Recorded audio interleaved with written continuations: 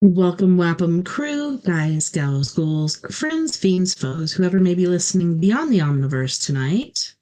Climb aboard the mothership, secure your tinfoil hats, and buckle down tight as we soar over the rocky tops of the La Platas on a rocky mountain high, get sucked into the vortex of the Four Corners, and settle down snugly at mile marker 420 in colorful Colorado.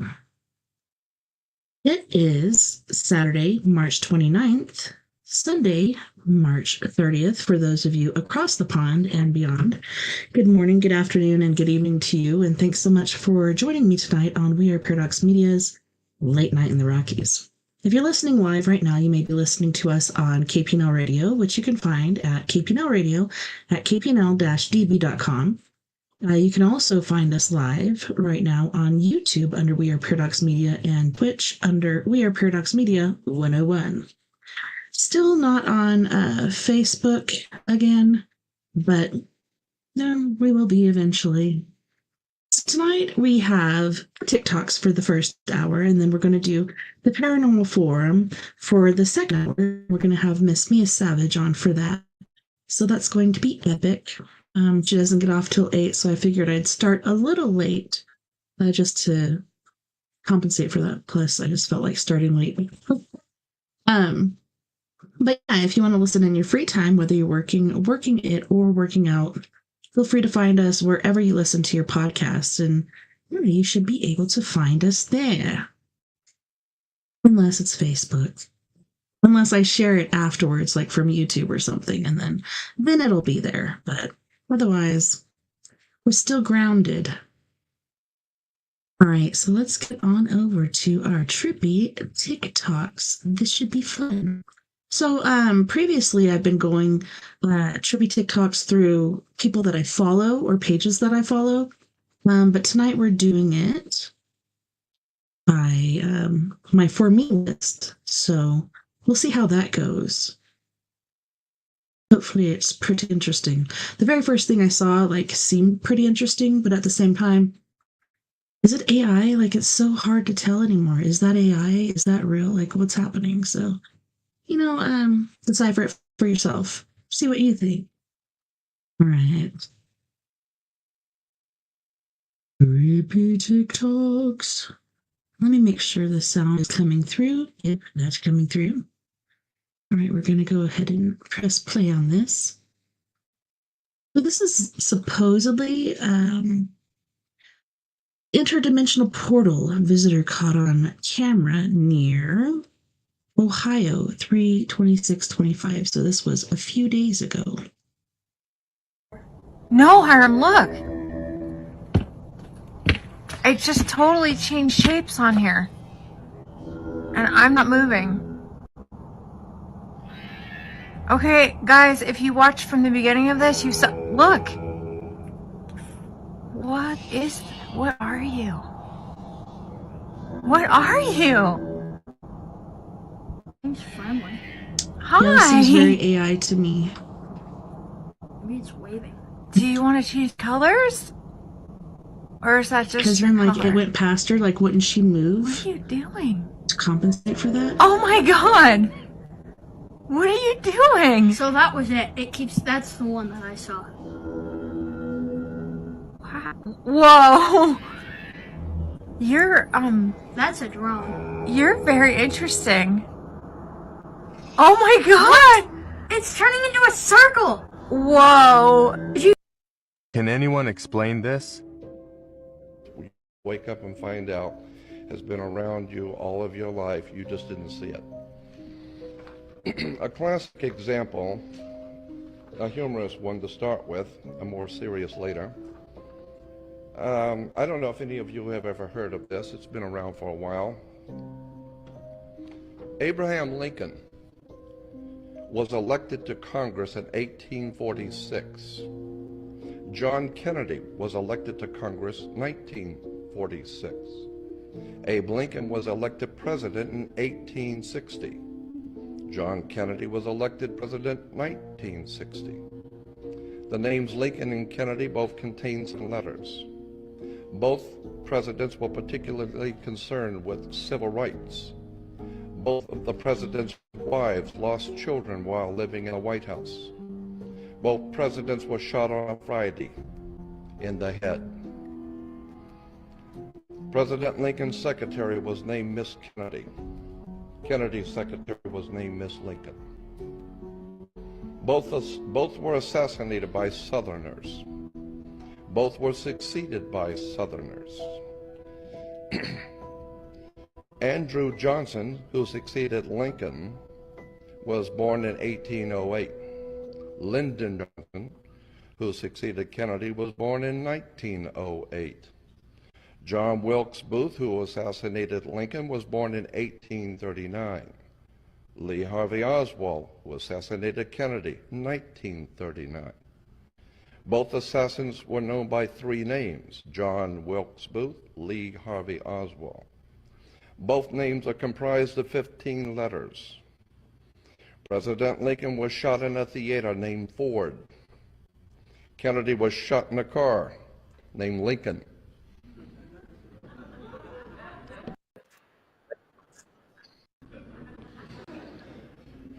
John Wilkes Booth ran to a theater and was caught in a warehouse. Oswald ran from a warehouse and was caught in a theater. Booth and Oswald were both assassinated before they could go to trial. And a week before Lincoln was shot, he was in Monroe, Maryland. A week before Kennedy was shot, he was with Marilyn Monroe.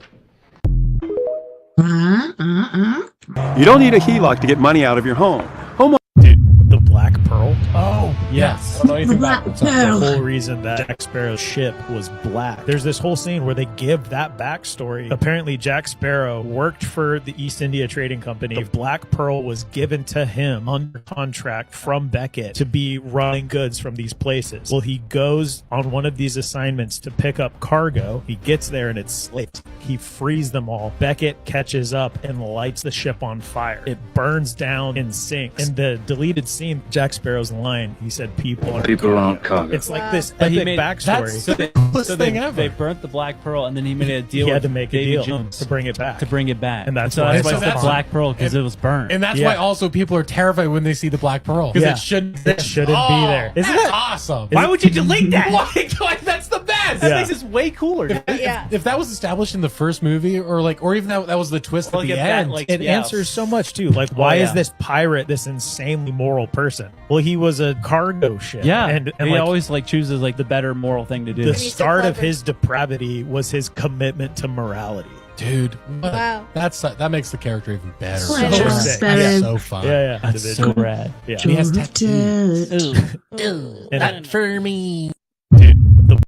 I'm guessing a lot of you guys great chili just because. In a month, everyone will use ChatGPT 4.5, master it now to get ahead of others. Disappear for 1 month to become the most dangerous person in the room. First, stop scrolling. Second, take a 1-minute quiz. Third, spend 15 minutes a day learning new skills. And the last, become a master of AI tools. In 1 week, you'll feel unstoppable. In 2 weeks, you'll have your strategy. In 4 weeks, you'll wonder why you didn't start sooner. You in? Try now. In a month, everyone will use ChatGPT. 3, 2, 1. Ooh. With the paint pop Let me in? speed it up.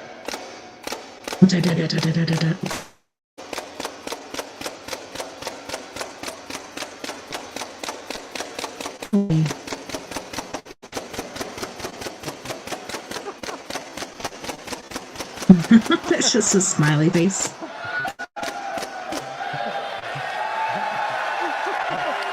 You go, boy. Oh, you guys are gonna love this. Underneath this tarp is thousands of pounds of aluminum and steel, a mile of high-pressure air hose, hundreds of pounds of compressed air, and 1,100 specifically addressed paintballs in 1,100 barrels. Ladies and gentlemen, Leonardo 2.0. What is this?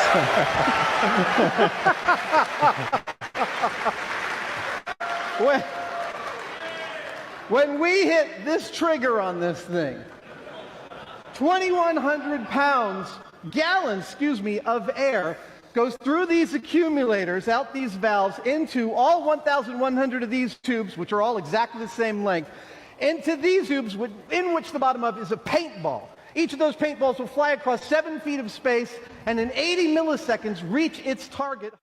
Are you guys ready? I'm sorry, I'm a little hard of hearing. Are you guys ready? That's what I thought. The audience is ready, the crew's ready. On your mark. 10, 9, 8, 7, 6, 5, 4, 3, 2, 1. 3, 2, 1. Well, oh, they went back to the beginning. We didn't even get to see that one. I don't know. You started it. You actually started it. You started staring at it? You started it. We were sitting here minding our own business. You might think you know what kind of video this is going to be. Not really. This one's weird. This one has a lot of twists and turns. Just bear with me for a moment. Cypress, Orange County, California, where this is. A couple is there, and they go to a Panera Bread, and then they sit outside because it's a nice day, and then this guy comes and sits down at the table across from them. As he's sitting, the man, the husband of the couple, goes, "Hey, hi, how you doing?" This guy didn't respond. No big deal. They go back to eating their food. Until this guy looks over and says, "What the fuck are you looking at?" I was like, "What are you talking about? I'm not looking at anything. I'm just eating my food." And then he says, "What are you looking at, N-word?" Ooh. And that prompted the woman to start recording and capture all of this with him. I think it's his mother, and it... What is your problem? I don't know. You started it. You actually started it. You started staring at it? You started it. We were sitting here minding our own business, looking around. That's why I moved out of this state. That's cute. I know a term for you, buddy. I don't say it because I ain't like that. Anyway, you're fucking business. But, like, unfortunately, if I were in that situation, I might say it, but I don't know. I try my hardest not to. It's immoral. Exactly. Mind your own. His poor mother. Fucking Chino. Put up your ass. Let's try it. Let's see what happens. Oh my god. Take that crock up your ass. I said hi. You didn't say hi. You did not say hi. I said hi. Is his hand shaking? He's totally, like, whacked or cracked out.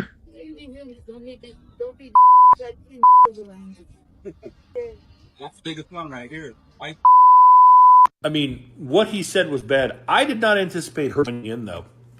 Didn't see that coming. I thought he was going to sit there and sip her coffee, but no. Jumped right in there with him. The video had terrible audio, and it needed a lot of editing, and obviously words needed to be censored and all that kind of stuff. On top of that, it wasn't like a massive urgency, because the people who recorded this are white. So, like, even though he's saying horrible things, it's not hate crime because they're white and he's using the N-word. He's just awful. In the meantime, the whole world's on fire, and I'm doing videos about that. So I hadn't, like, posted about this quite yet. And then I heard back from the woman who recorded the video, and she's like, "Hey, I got a call from a homicide detective."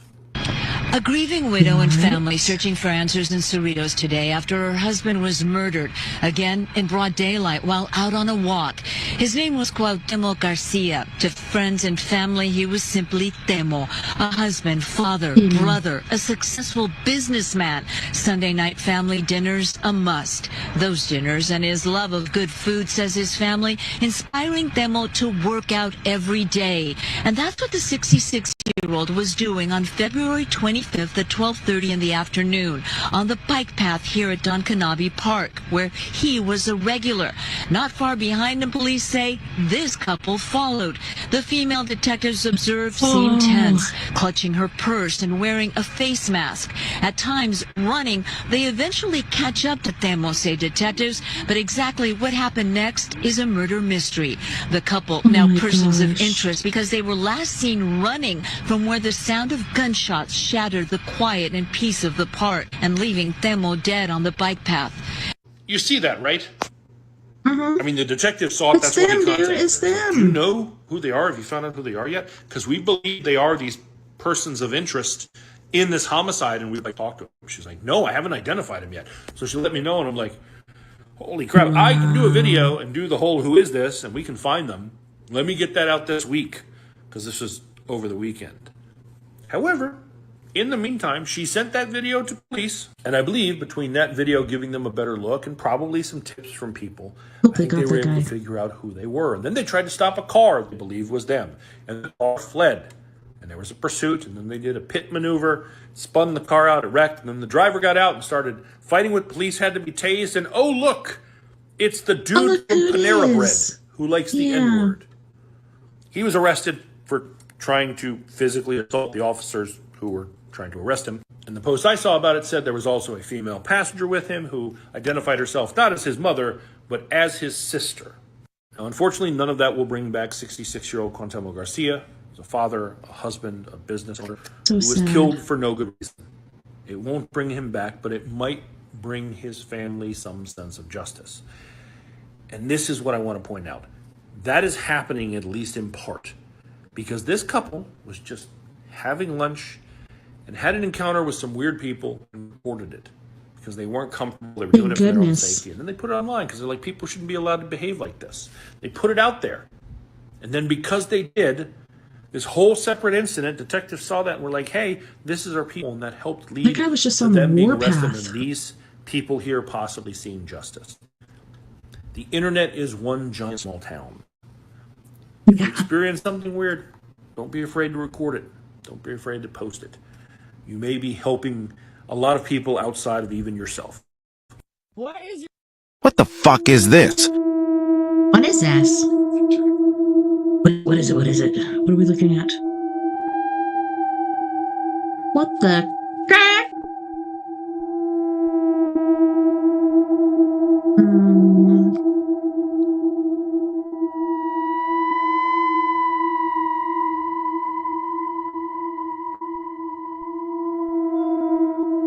Rotate 360 degrees. Go to Map Street View. What? What's this? Those lasers? Are those freaking laser beams?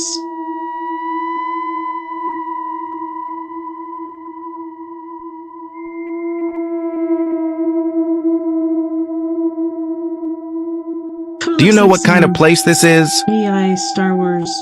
What the fuck is this? Hey friends, let's talk about the 13th month. Have you ever wondered Yes, why we our know calendar about system that, makes don't no sense at all? You have September, sept meaning 7, but it's the 9th month. You have October, octagon 8, but it's the 10th month. And you have November meaning 9, it's the 11th month. And you have December, decagon. You know, decade. Would I understand 10, the but it's Romans 12th month. messed it up? Doesn't I make don't any know. sense. That makes me think My that there's a fingers. missing month in here. So let's dig even deeper.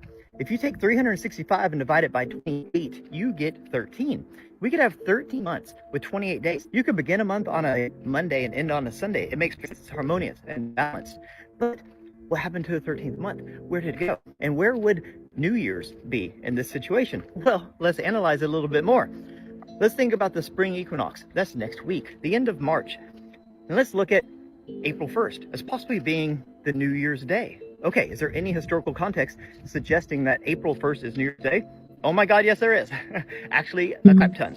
So way back in the day, when we had the Julian calendar system, they used to celebrate April 1st as New Year's Day. And then the Pope came in and decided to create the Gregorian system and implement it into 4 months of this new system that made no freaking sense at all. Whenever people would celebrate April 1st as New Year's Day, they would call them fools. You're a fool for believing in conspiracy theorists. So, what happened next? April Fool's Day. Yes, April 1st is now considered April Fool's Day. That comes from way back in the day when they would literally shame people into believing the old system that made sense into tricking them and forcing them and shaming them into using this new system that makes no sense at all. Okay, so why? Why did they omit the 13th month? Why did they mess up and scramble our entire system? Why do we still call the months names that simply mean a number, but then assign it to a different number? It doesn't make any sense. Some people think it's because they're just trying to screw with us, get us out of, harmony and balance with nature, make us all, wacky and everything, right? And there's probably some truth to that. But I think it's even weirder. I think that, especially in the Western world, we have a fear of the number 13. So if back in the Atlantean days, like When some I people heard it's propose, actually lucky. that we used a 13-month system with 28 days, and it was very balanced and harmonious. Well, now we are scared of the number 13 for various reasons. I won't get into them. But it's even like, this is crazy, but this is true. So many buildings now skip the 13th floor. I mean, there's millions of buildings around the world that you go in the elevator and it goes from 12 to 14. The 13th floor exists. Superstitious much? Civil engineers and scientists created these buildings and skipped the 13th floor out of fear and superstition. That's wild. So why would they not omit the 13th month? I think that's what happened. I think that April 1st is New Year's Day. March 30th is New Year's Eve. That's coming up in a couple weeks. So get your New Year's resolutions ready, my friends, because this is the beginning of the new year. It's coming up in a couple weeks. April 1st. You're not a fool if you believe that. Let me know what you think. Have a beautiful day. If you suffer from neuropathy pain, Reducing, try also to avoid waste. Stop that tap from dripping. You can save gallons of good water. Don't waste gas by leaving the kettle boiling. Don't waste food. There is enough for all, but there's not enough to waste. Don't leave lights burning. It's a waste of Britain's power. Don't cut the string. Untie the knot, roll it up carefully, and don't throw it away. Cinders from a raked-out boiler will help to light the fire again. Look after your car. It'll use less petrol if it's tuned up properly. Don't forget the rear light on your bicycle. There's enough trouble without committing suicide. Don't forget your gas mask, and see that your family don't forget. With it you could be useful. Without it you'd be a nuisance. Don't give away little bits of information just because you happen to know something that isn't common knowledge. They may sound harmless, but they may be useful to the enemy if overheard by the wrong people. It's reducing. Try also to avoid waste. Stop that tap from dripping. You can save gallons of good water. Don't waste gas by leaving the kettle boiling. Just repeating? Don't waste food. There is enough. There's something else I'd like to say to our American friends. We've always loved you as our neighbors and friends. There is no country with whom we'd rather share a border. The longest undefended border in the world. We know America is the biggest economic and military superpower the world has ever known. And we're a neighbor. We fought on the same side of the same wars. We paid with Canadian lives and treasure to fight for America, avenging the 9/11 attacks. You have your grievance with us, we have ours with you. But I would ask you this question. Which other country would you rather have as your neighbor?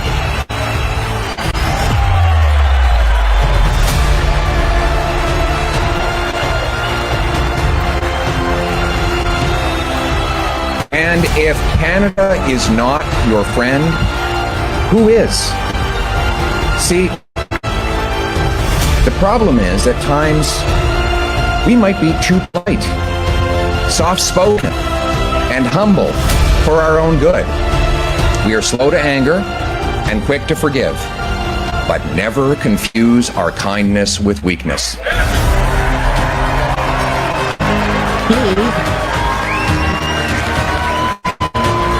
I don't think that every American agrees with their leaders do.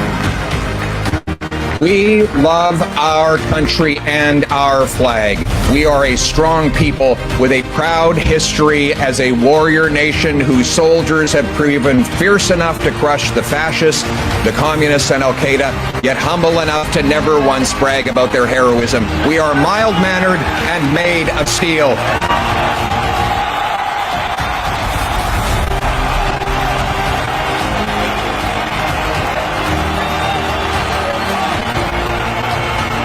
So let me be clear.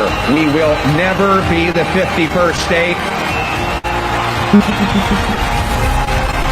We will bear any burden and pay any price to protect the sovereignty and independence of our country. As Winston Churchill said, though, you can always count on the Americans to do the right thing after exhausting all other possibilities. What's up, baby? Recording? Oh, so I don't film these very often, so check this out, though. I just met these guys on the pier. So they are not on vacation. They just hang out on here all the time because they do this trick on their phone where they don't have to work anymore. Show me that thing you just showed me. It's the phone trick. Yours, the phone trick. So you got 731 in your deposit. Show me the one that you had.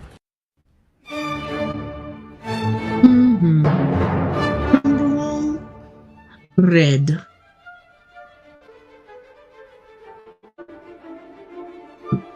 Yeah.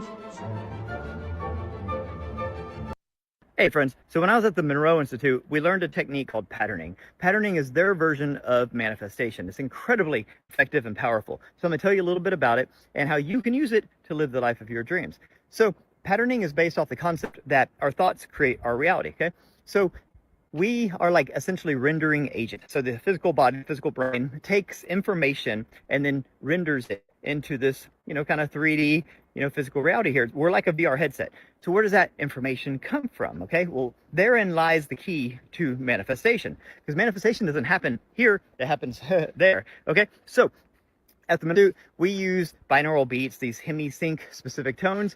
You get into a altered state of consciousness. When you do that, you can take your awareness, your conscious awareness that's usually focused in our physical waking life, and you can transcend this and you can place that awareness, your conscious awareness, somewhere else. In this case, we go up into the astral realm. You're in this place that's essentially like a blank canvas, right? It's a blank canvas of unlimited potential. It's a place where you can just create. And when you get there, and anyone can do this, you can do this just in a meditative state, right? You can do this just daydreaming, okay? So when you get into this state, then you can use your imagination to create something. It can be whatever you want. People think if you manifest, it has to be like a thing, like a car or a house. It can be a feeling. It can be health. It can be an emotion. It can be a relationship or an experience. But whatever. Say you just want to manifest a car. Okay, so you're in this space and you're need a car so I can imagination to get my job a car, back. and you imagine it with such rich detail. Keep doing and the show. crystal clear intention. You know exactly what the car is. You know what it looks like, smells like, everything. You're spinning it around. You're modeling it. You're seeing it. I call it 5D print. You're like 3D printing object, but you're doing it in the fifth dimension. Outside of space and time, and you basically like create it in such rich detail that it's alive. It's real. Okay, it exists, and you know inside that thing exists. It's mine. It's just a matter of time. Okay, and when you do this with enough intensity, you're basically telling the universe that this thing is real, that this is a done deal. And when you're done with that, you have to release all that data into the universe.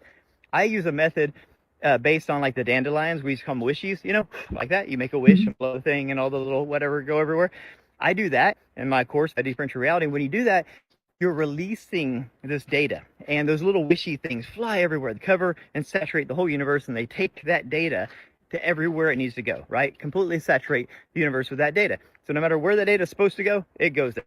And then whenever you come back out to this, physical existence, that data has essentially been downloaded, right, into our matrix, into our physical reality, okay? And now it doesn't just immediately drop out of the sky. It has to integrate into our world as to not make ripples. So you have to just kind of be patient, stay the course, and just know that you did it. You manifested it. It's a done deal. It's a part of our reality, but you have to kind of go down the timeline until you eventually hit it, right? The universe will put it at the right point to where it's not going to make humongous waves. You just have to trust that you will get to your manifestation at the proper time. So don't try to rush it and don't get discouraged if it takes a little while. The universe knows what's best when it comes to that stuff. But essentially, that's what patterning is manifestation based on the belief that our thoughts create a reality. And you just have to go to this space where you can use your imagination to create whatever it is you want to create, right? And you do it with such emotion and intensity and clear intention. And then when you do that, you release it to the universe. And then essentially that data has been downloaded into the program, and then at a certain point in time, you will get your manifestation, okay? That is a extremely brief overview of what patterning is. And I take that and I basically package it up, including a bunch of my own little tips and tricks and things that I've learned over the years, and put it into a course that I call 5D Print Your Reality. Emphasize, we do not have full confirmation yet on where these missiles are headed, how many there are, or the extent of the threat. We are trying to... I gotta blow this up. When the crack is this? Okay, so you're saying there's no date. reach officials in Washington for any kind of response, but right now there is no official statement from the White House. The previously scheduled press briefing has been canceled, and our reporters stationed outside the White House have been moved further back. We are also seeing reports of increased military activity across the country. What? Okay, so I'm wondering, could this be attributed or connected to the military or the White House or whoever the crack did it sharing military info that was talking about war? I don't know, but this is pretty creepy. Emergency alert system interrupts.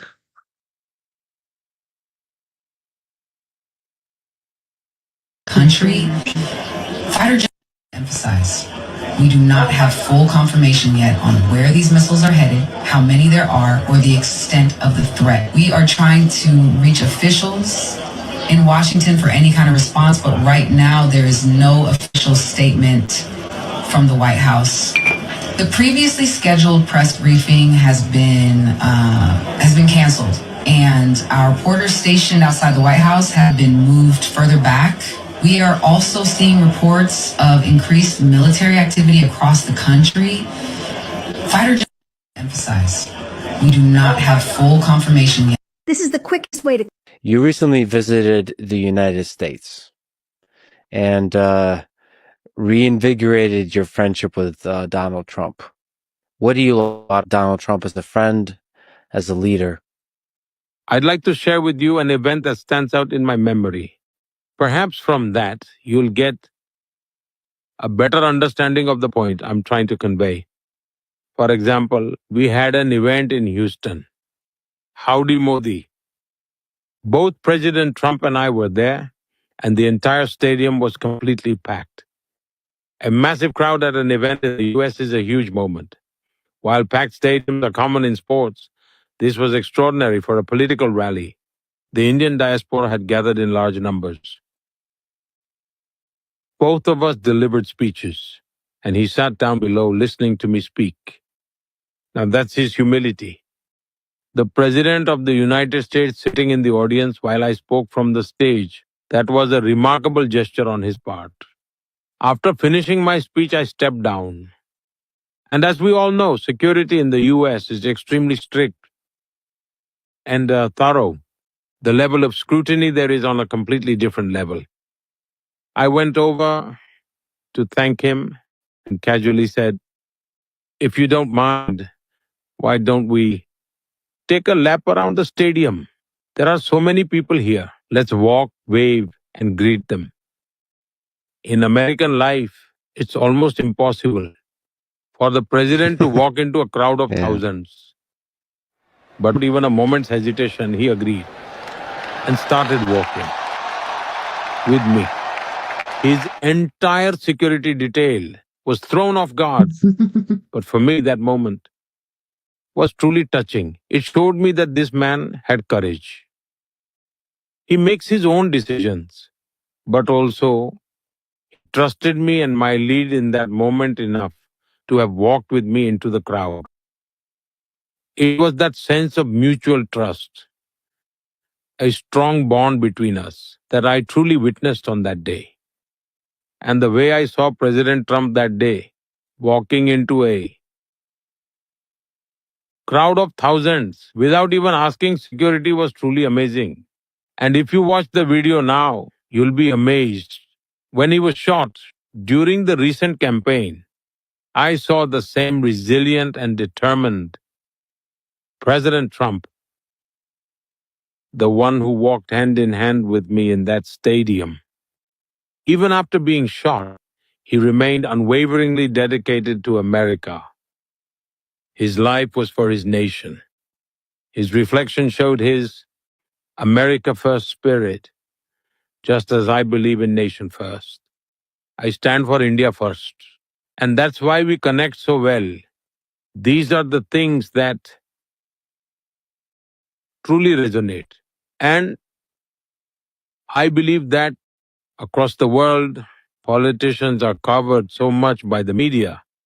that people mostly perceive each other through its lens. People only get the chance to truly meet or personally know one another. And perhaps third party intervention is the real cause of tensions. When I visited him in the White House for the first time, there was already a lot written about President Trump in the media. At that time, he was still new to office, and the world had a rather different perception of him. I had been briefed in many different ways before meeting him. But to my surprise, the very moment I stepped into the White House, he broke all formal protocols right away. And then he personally took me on a tour of the White House. As he showed me around, I noticed something striking. He wasn't holding any notes or cue cards, nor was anyone accompanying him to assist.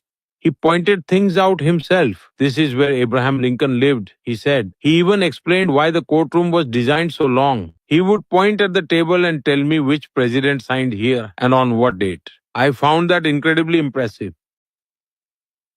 It showed how much he honored the presidency and how respectful and deeply connected he was to America's history. I could feel that. And he spoke to me freely, discussing many things openly. That was my experience from our first meeting.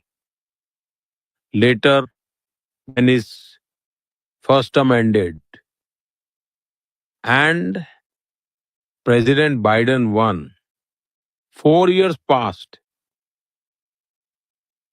But during that time, whenever someone we both knew met him, and this must have happened dozens of times, he would say, Modi is my friend, convey my regards.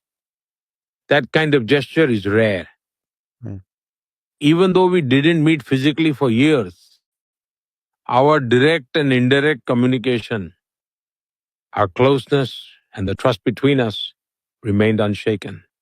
He said, It is not pyramid. It's pyramid. Pyra means fire. Mid means middle, which is fire in the middle. Pyramids were not built on the surface just that. It is mainly constructed as anchors, or even as stakes, known as what we call the containment obelisk. The Pyramid of Giza is a half ratio of the entire Earth. The location where this pyramid's built is the same coordinates of the speed of light. It's like a highly conscious place to visit.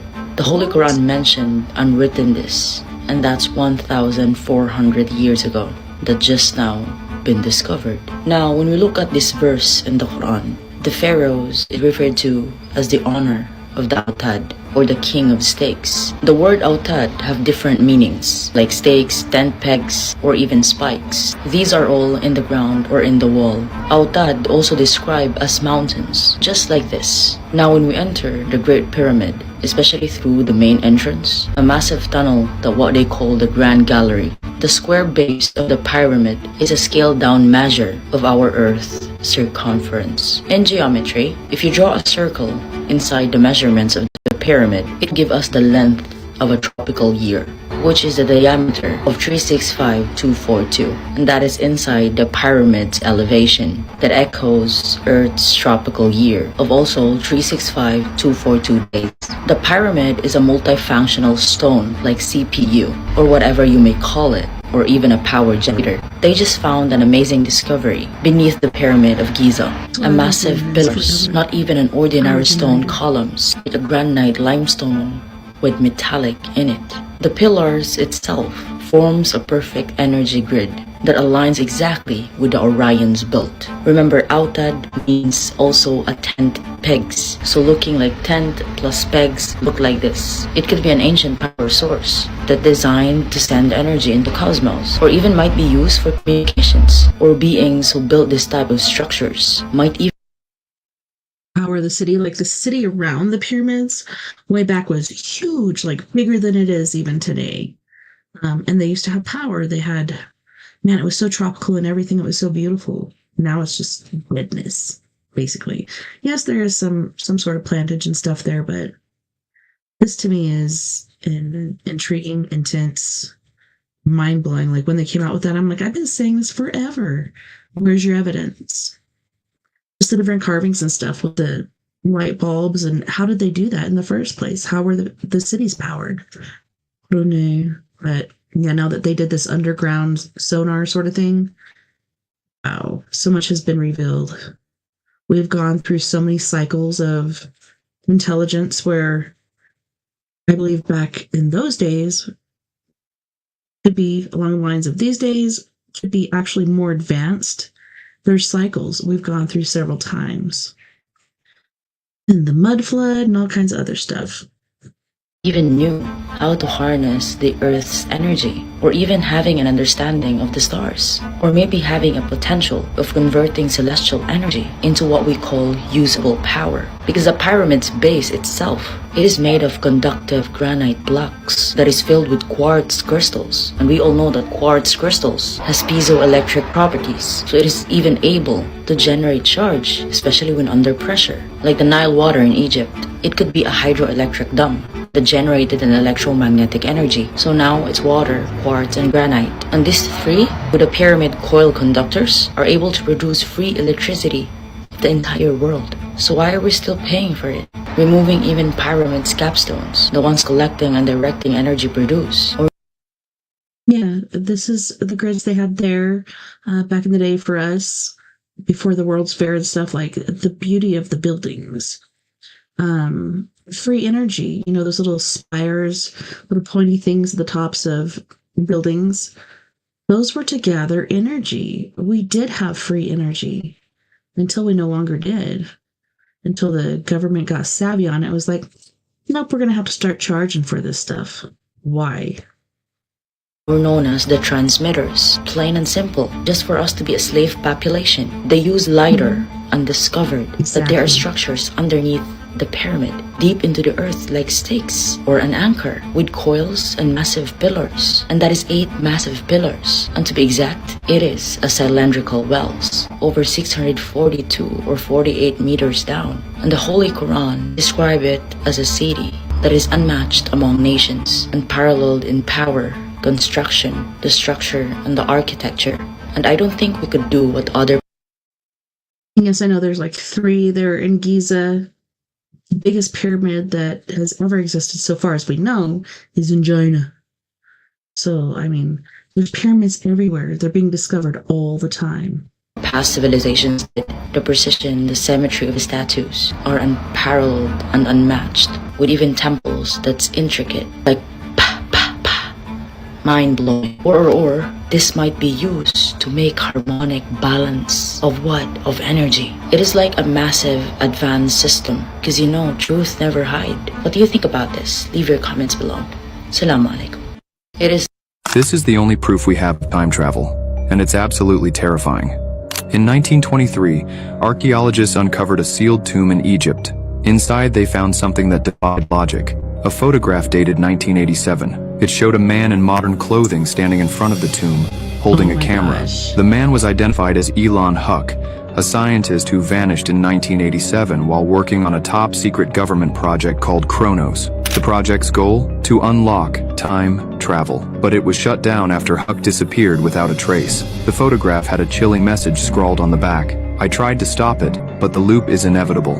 Years later, in 1980, another photograph surfaced. This one showed Elon Huck, now decades older, standing in front of the same tomb. The date on the photo?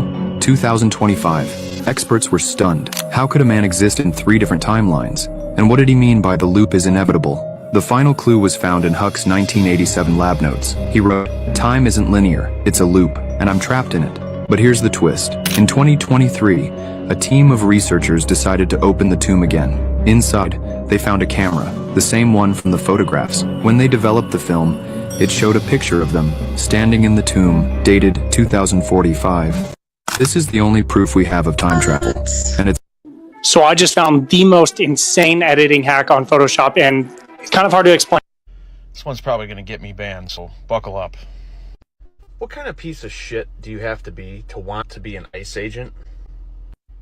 People are removing legit citizens, people with paperwork, and fucking taking their...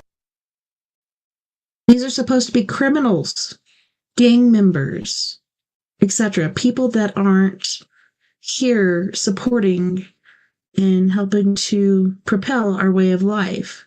They're getting rid of everybody. It's so sad. Families are being torn apart. Their phones and fucking just carting them off to who the fuck knows where, lying about where the fuck they're gonna be, and keeping them away from their fucking families. Why? Because their fucking boss told them to? Do any of you motherfuckers have a single fucking independent thought in your head? Any shred of fucking morality inside you anywhere? Or do you just fucking hate people that don't fucking look like you so much that you have to fucking do this and break up fucking families just to make your fucking little dick fucking have an ass feel better? What the fuck is wrong with you? So many fucking problems in this world right now. They just fired all the fucking top generals, fucking dipshit, that fucking President fucking Saggy Pants can have all these fucking loyalists on his side so they don't come try to drag his ass out of the fucking White House for breaking every fucking constitutional fucking law that has been in place for almost 250 fucking years. When does it fucking stop? When we hit the fucking streets? You know what? I don't even know what that even. And yes, I agree. Like, we're broken. Our government's broken. Our system is broken. So many things are broken.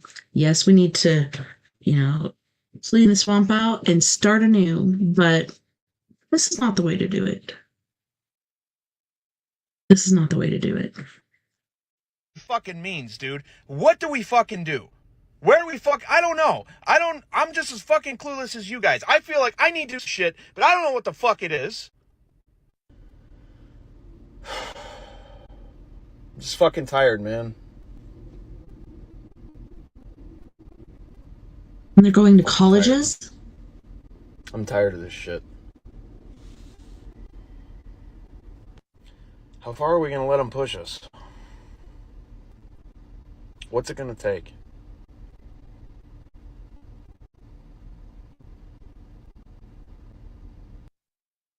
And I believe it's I think it's ants.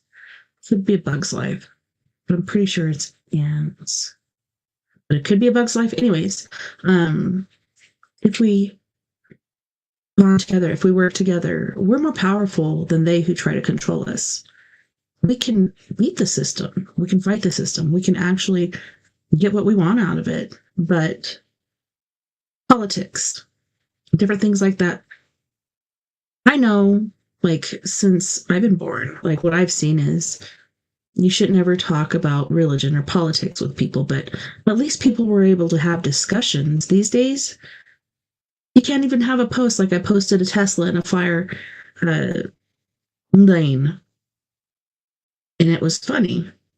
Not because I hate Tesla or Elon Musk or I'm voting for Democrat or Republican or anything like that, because I'm not a part of any of those things. But it was funny to me because, people are like, oh, well, Democrats, et cetera, are burning these things down. No, these things are burning themselves down. Yes, there was that one guy in the beginning that pulled up in front of the hotel and he had all the fireworks and shit in there, and that happened. But no, they are burning themselves down. There are so many spots along the highway where you see burnt ass spots, like, that are divoted and everything. Like, it's insane. What is happening? Why is it happening? I don't know. But they're putting these things in between us. They're keeping us separated. They're keeping us from working together. And it's just redonkulous. If we work together, if we get over our freaking egos, our religions, our politics, all that shit, and just look at being human, being one, working together, we can go pretty far. We let them mindfuck us. And here I am just sitting in my fucking car, living my life as usual, just like everybody else.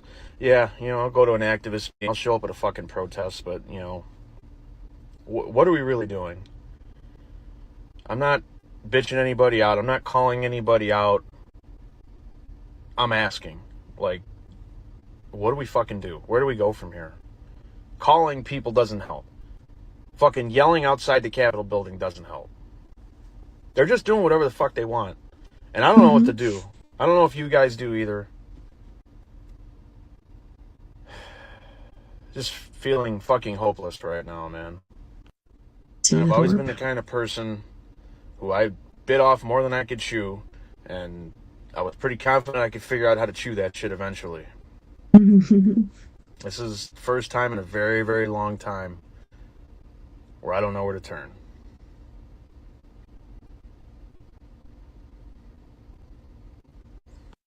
This one's probably going to get me banned, so buckle up. How to clear out stuck poop. No.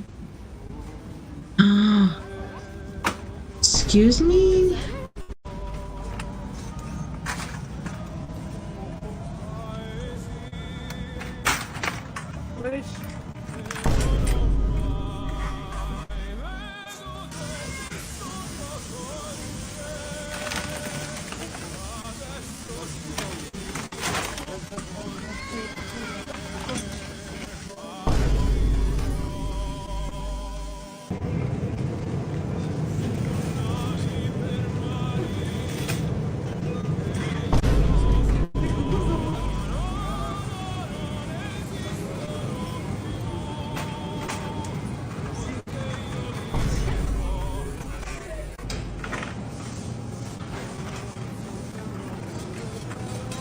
What the hell? Whatever, dude.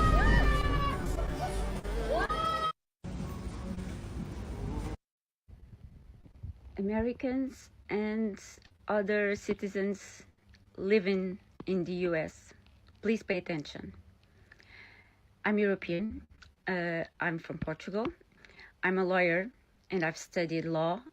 I've studied international law and the events that created several laws, several international laws. So those events, how you can imagine, they are wars, invasions, genocides. You need to pay attention and act immediately. Pronto. If you are an immigrant, even if you are legal. And that's the funny thing. Aren't most of us freaking immigrants? Give me a freaking break. Legal immigrant, you need to leave immediately because you are going to be the next. If you are trans, I guess you already understand what is happening. You need to leave immediately. Also, if you are gay, you need to leave immediately. People of any color besides white are going to be in danger. Ridiculous, man. So, not what she's saying, but what's happening. Have the ability to leave, do it. Especially if you have children, leave. The others need to stay and need to protest, to resist. This is going to be very ugly. It already is. And I really it's going to get worse. Like this video, this message will go to cross the Atlantic and to you guys. Please share as many, many times you can. I'm not going to go on details. I'm just saying, if you are one of these people, leave immediately. Immediately. Don't think twice. Okay? We are very concerned, very concerned. We are watching with horror. We saw this happen before here. And you are going to, your borders probably will close in 1 or 2 months. Not only that, but have you seen like the ban in travel? It's obnoxious. Like it's huge. Like basically anywhere you'd like to travel or travel from is going to be blocked or is blocked already. And prisons are being built and nobody will be safe. But white people in particularly, you need to protest right now.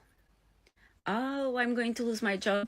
If every single one of you go to the streets, you are not going to lose your job. I already lost my job because I lost my car. You need to understand that you were educated with individualism, but you really need to act like a community right now. You really need to change that mind, and you really need to act as a community right now. And don't be afraid, oh, if I'm going to protest, they do this, or they will do worst. Will do worst. Please, take this video very serious. We know what is going to happen. We see it when trans people cannot have a passport issued right now. This is so concerning, so concerning. Yeah. If they are refusing to issue passports, please get a lawyer and never ever go there alone. Hire a lawyer. It's very important that every single one of you, especially these people that I mentioned, if you are not able to get a passport to leave the country, please hire a lawyer. Don't try to do it by yourself. It will be dangerous, okay? So, I'm not going to say more right now, but we are watching, and we are here to support you and open our arms if it's necessary. And it's not just happening here, like even in the UK, people are getting arrested for sharing their thoughts. It's not even hateful or racist or anything like, oh, these people are coming from other countries and kidnapping and raping our women and children. Yeah, it's really happening. Like, when your government starts sticking up for others and not you and putting you in prison for stating your thoughts on social media, that is insane. Like, we're taking huge leaps backwards, not just here in America, but the UK and other places. What's on my radar right now is America and the UK. I'm sure it's happening in other places too. Looks like not Portugal, but this is insane. Insanity. At its waste. Good luck to all of you.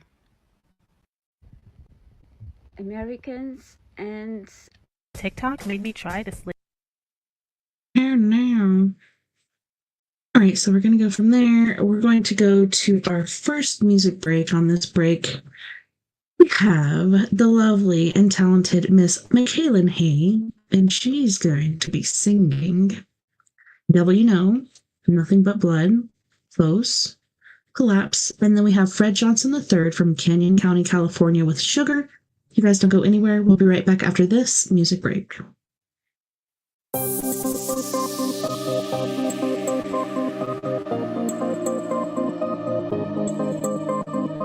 Your troubled heart bleeds like a river.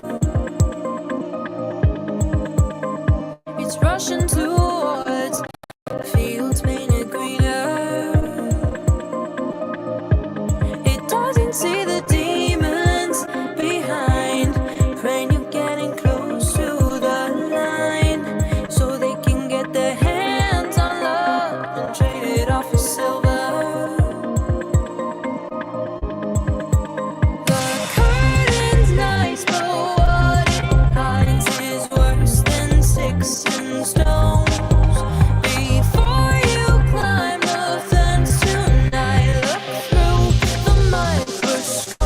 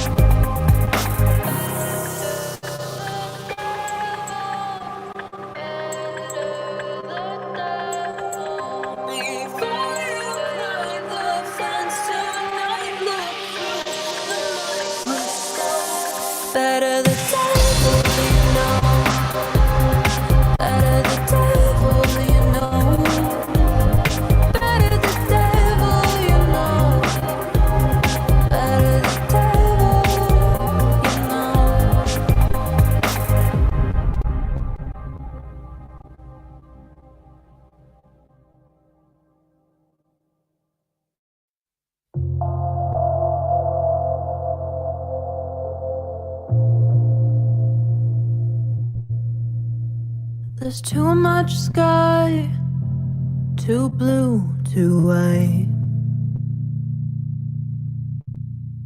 The birds on the wire are singing, but I don't know why. Why aren't the roses hanging their heads? They're standing straight up, blooming instead. Now that we're apart, there's nothing but blood in my heart.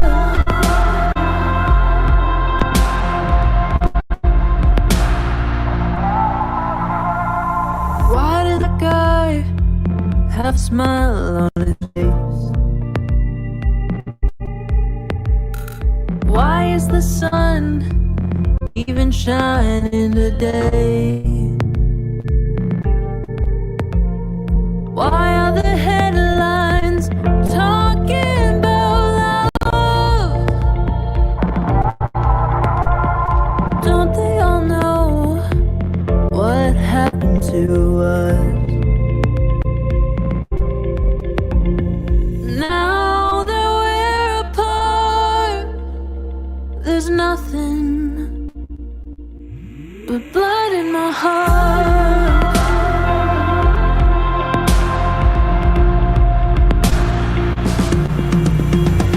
The moon goes up, the sun goes down, the stars light up, the world goes round.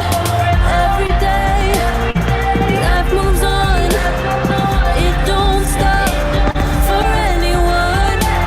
The moon goes up, the sun goes down, the stars light up, the world goes round. Every day, life moves on, it don't stop for anyone.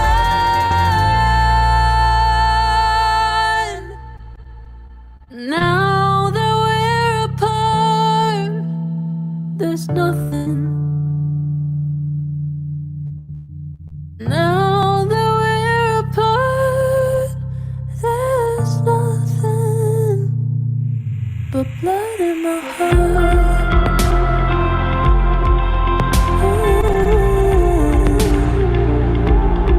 Blood in my heart.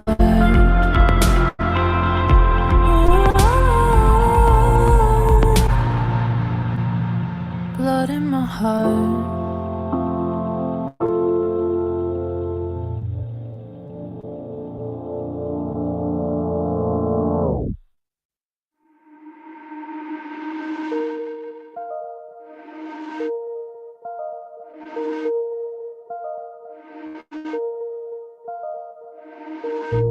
Saw you for the first time in a while, in a while. You seemed so surprised. I worked out a smile, out a smile, out a smile. 'Cause I've grown and I've changed. Yeah, we went separate ways. How come we're both back here? 'Cause you pushed me away, let my life arrange, but still we're both back here. Close to me, I want you close to me. I can see that you want me.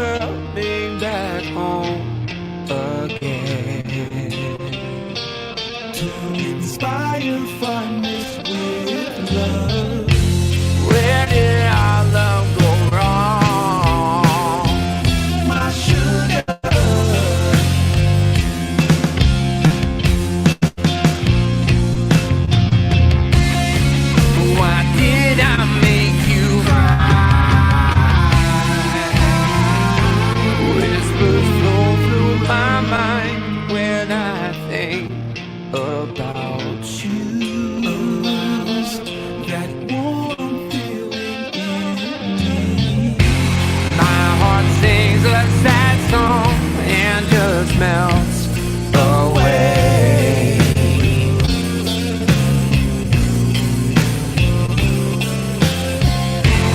Please look into my eyes, my sugar.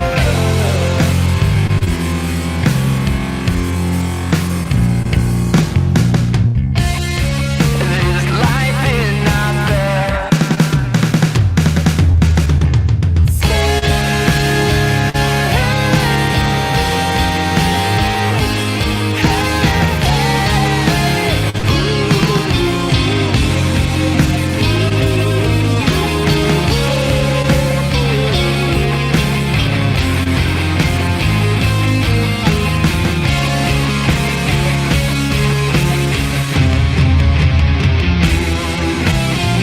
Until the sun doesn't shine anymore, I'll be there.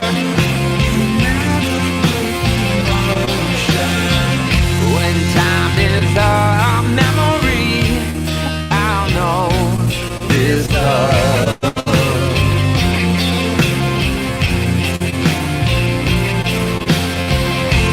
You will always be the one, my sugar.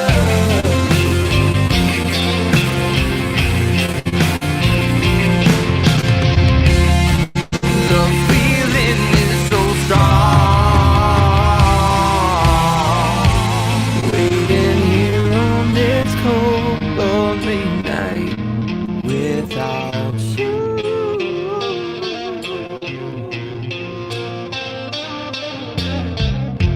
Where did our love go wrong, my sugar?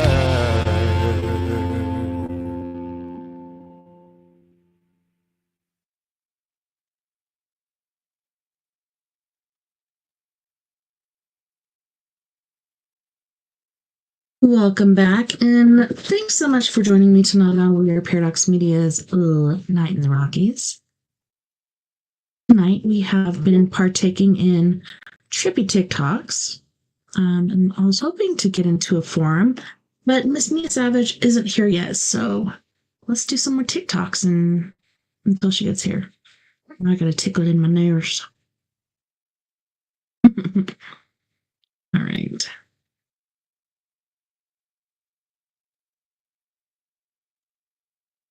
Oh no, I don't want to do this one. Let me, my sound is on my speaker and it is good to go. No letterbox hack. This would be Turner's final investigation into the Lightfoot house. It might be a hotel night. I'm dead serious. It was the first night of his third investigation, and he had already found something new. That's new. That's new. I've never seen that door open, period. Ever. Lightfoot had left clues to where he had buried all of his victims. One of these was a map that Turner had been following for most of the second day. There is a light on in the house.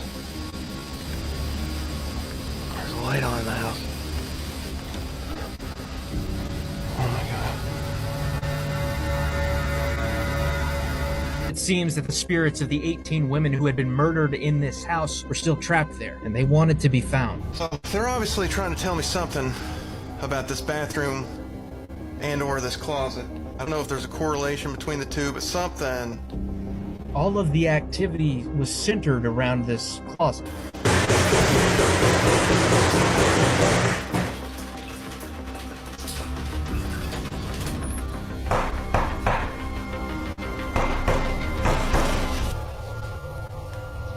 And on the third night, everything escalated with a phone call.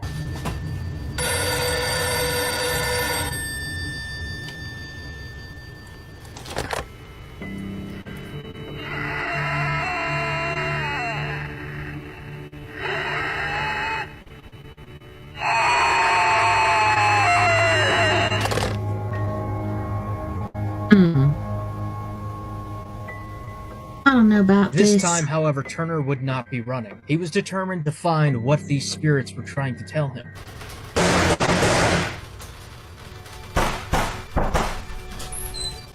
Eventually, Turner would realize the knocks were coming from the closet.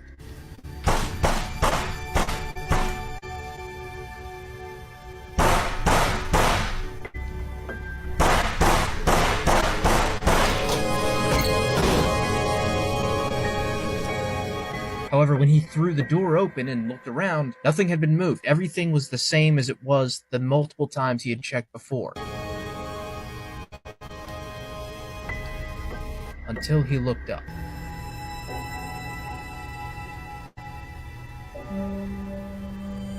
What he would find there was nothing short of miraculous.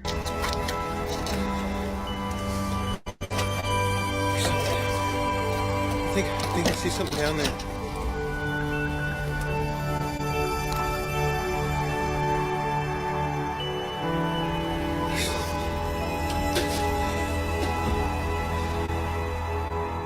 What is it?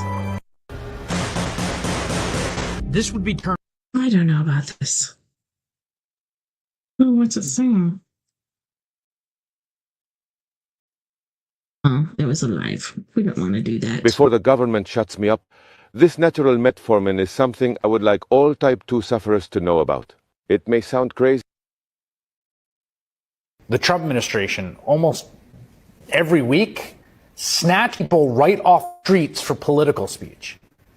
The latest, most chilling example happened yesterday outside Boston, when a PhD student and Fulbright scholar at Tufts University, in this country on a student visa from Turkey, totally legal, obviously, was taken off a residential street in Somerville, Massachusetts at 5:15 p.m. yesterday. Ramesa Ozturk had just left her apartment. She was approached by a guy in a dark hoodie and hat who then grabs her hands. You can see and hear how upset and scared she is, as an officer finally pulls out a badge and appears to identify himself as law enforcement. She is quickly surrounded by half a dozen, I guess, cops, all in street clothes, covering their faces with masks. They take her cell phone. They physically remove her backpack. She is then handcuffed as a bystander films and asks how anyone is supposed to know these people are police. Is covering your faces. You want to take those masks off?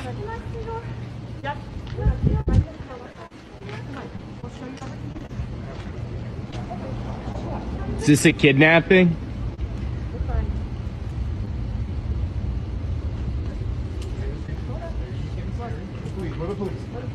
Yeah, you don't look like it. Why are you hiding your faces? Why are you hiding your faces? The masked police lead the terrified woman to their unmarked vehicles and drive off. Now, if all that were not chilling enough, an attorney for Ozturk released a statement earlier today saying, in part, "We are unaware of her whereabouts and have not been able to contact her. No charges have been filed against her to date that we are aware of." Last night, a district court judge ordered that the young woman not be moved out of Massachusetts without first providing advance notice. And then late this afternoon, we finally got an idea of where she is. According to the Immigrations and Customs Enforcement detainee locator, she is currently being held in the South Louisiana ICE Processing Center. That's nearly 2,000 miles from where she was snatched off the street just 27 hours ago. Today, the Department of Homeland Security said in a statement that investigations found Ozturk engaged in activities in support of Hamas. But again, she's not charged with any crime. The activities she is accused of seem to be that she co-wrote an editorial in the Tufts school newspaper that was published a year ago today, writing, quote, "We affirm the equal dignity and humanity of all people," specifically referencing Palestinians, going on to quote the author James Baldwin and challenging the university president to, quote, "acknowledge the Palestinian genocide and embrace efforts by students to evaluate diverse and sometimes contradictory ideas and opinions." The Trump administration, almost every week, snatch people right off the streets for political speech. The latest, most chilling example happened yesterday outside Boston, when a PhD student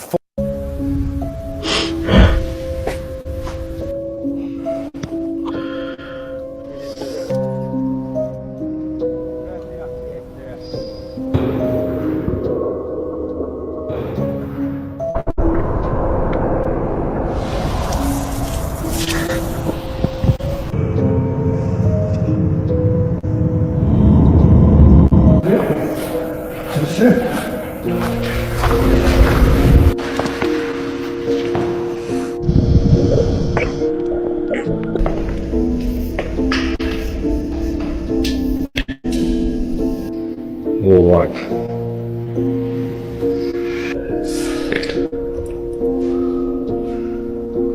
So is this like what's under?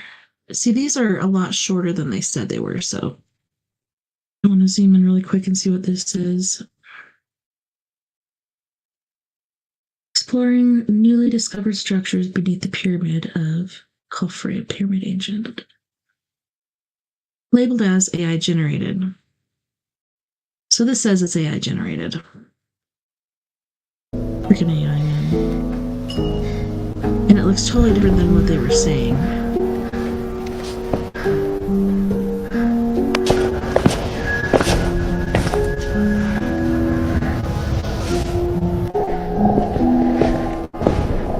Yeah, whatever. Hey, friend. So this one's going to mess with your head a little bit. What if the Anunnaki, aka the fallen angels, are actually just humans from Earth, but ancient humans? So let's pull on this thread for a minute. Check this out. So I got some information from one of the Explorer tapes, one of the Monroe Institute channelings, about how this version of humans that we are now is the fifth version, the fifth epoch. And I've heard this from other sources as well, that we're one of the fourth or fifth generations of human beings, that there is these cyclical cataclysms. Jason Brashears from Archaics does a brilliant job laying out these cyclical cataclysms, these resets that go through every once in a while and just wipe out, 99% of human beings. And they go in this cyclical nature. So we know when they're coming. And I think that these secret societies track this stuff. So it would make sense that since this information is being handed down and that we do know, or at least certain, parts of humans know that this is coming, they would be making preparations. And what would these preparations look like? It would look like people trying to either go inside the earth or flee the earth. Well, what do we see right now at the upper echelons? We see people like Elon Musk creating the boring company, boring tunnels down inside the earth, and also trying to go to Mars with SpaceX. That's exactly what you'd see from the elites if they knew that a cyclical cataclysm was coming. So let's, assume that during the last cyclical cataclysm, like the Atlantean period, that there were some people, the elites, the people that just had means and had technology and money and everything, resources, that they could escape the cataclysm, either go inside the earth or off earth. Okay, so let's assume that some went off earth, because that seems to be our nature, is to try to explore the stars and go. So let's assume some humans got off earth and they went out somewhere in the solar system. Well, evidently there's this ninth planet called Nibiru that, comes around every few thousand years in a close elliptical orbit to Earth, and we could sort of hop onto it, for lack of better words, Well, let's imagine they did that. And these beings would then have kind of jumped from Earth before the cataclysm to another planet in our solar system. Now, the story of the Anunnaki talks about exactly that, and it matches perfectly with the story of the fallen angels, that these beings come from above down to Earth, and that they were seen as gods by the humans, right? But they're also compatible with humans. Well, how do I know they're compatible with humans? Well, they lived amongst the humans. The gods and the humans lived together for a long time. The gods actually fornicated and reproduced with the humans. It's the story of the fallen angels and the Nephilim. Well, you can't reproduce with a species unless you're compatible with that species. It's just the way nature works, okay? So we know that they had to be compatible with humans. Well, they're probably humans, or at least partially human, right? Because they were humans from Earth, a different previous generation of humans, and they, got off of Earth before the cataclysm, and then they came back at a later date. The story of the Anunnaki is that they came back because they needed gold to save their planet's atmosphere. Well, how would they know that Earth had so much gold? Well, maybe they're from Earth, right? So they seem to know exactly where to go and what planet had what they needed and where to go on that planet and get it.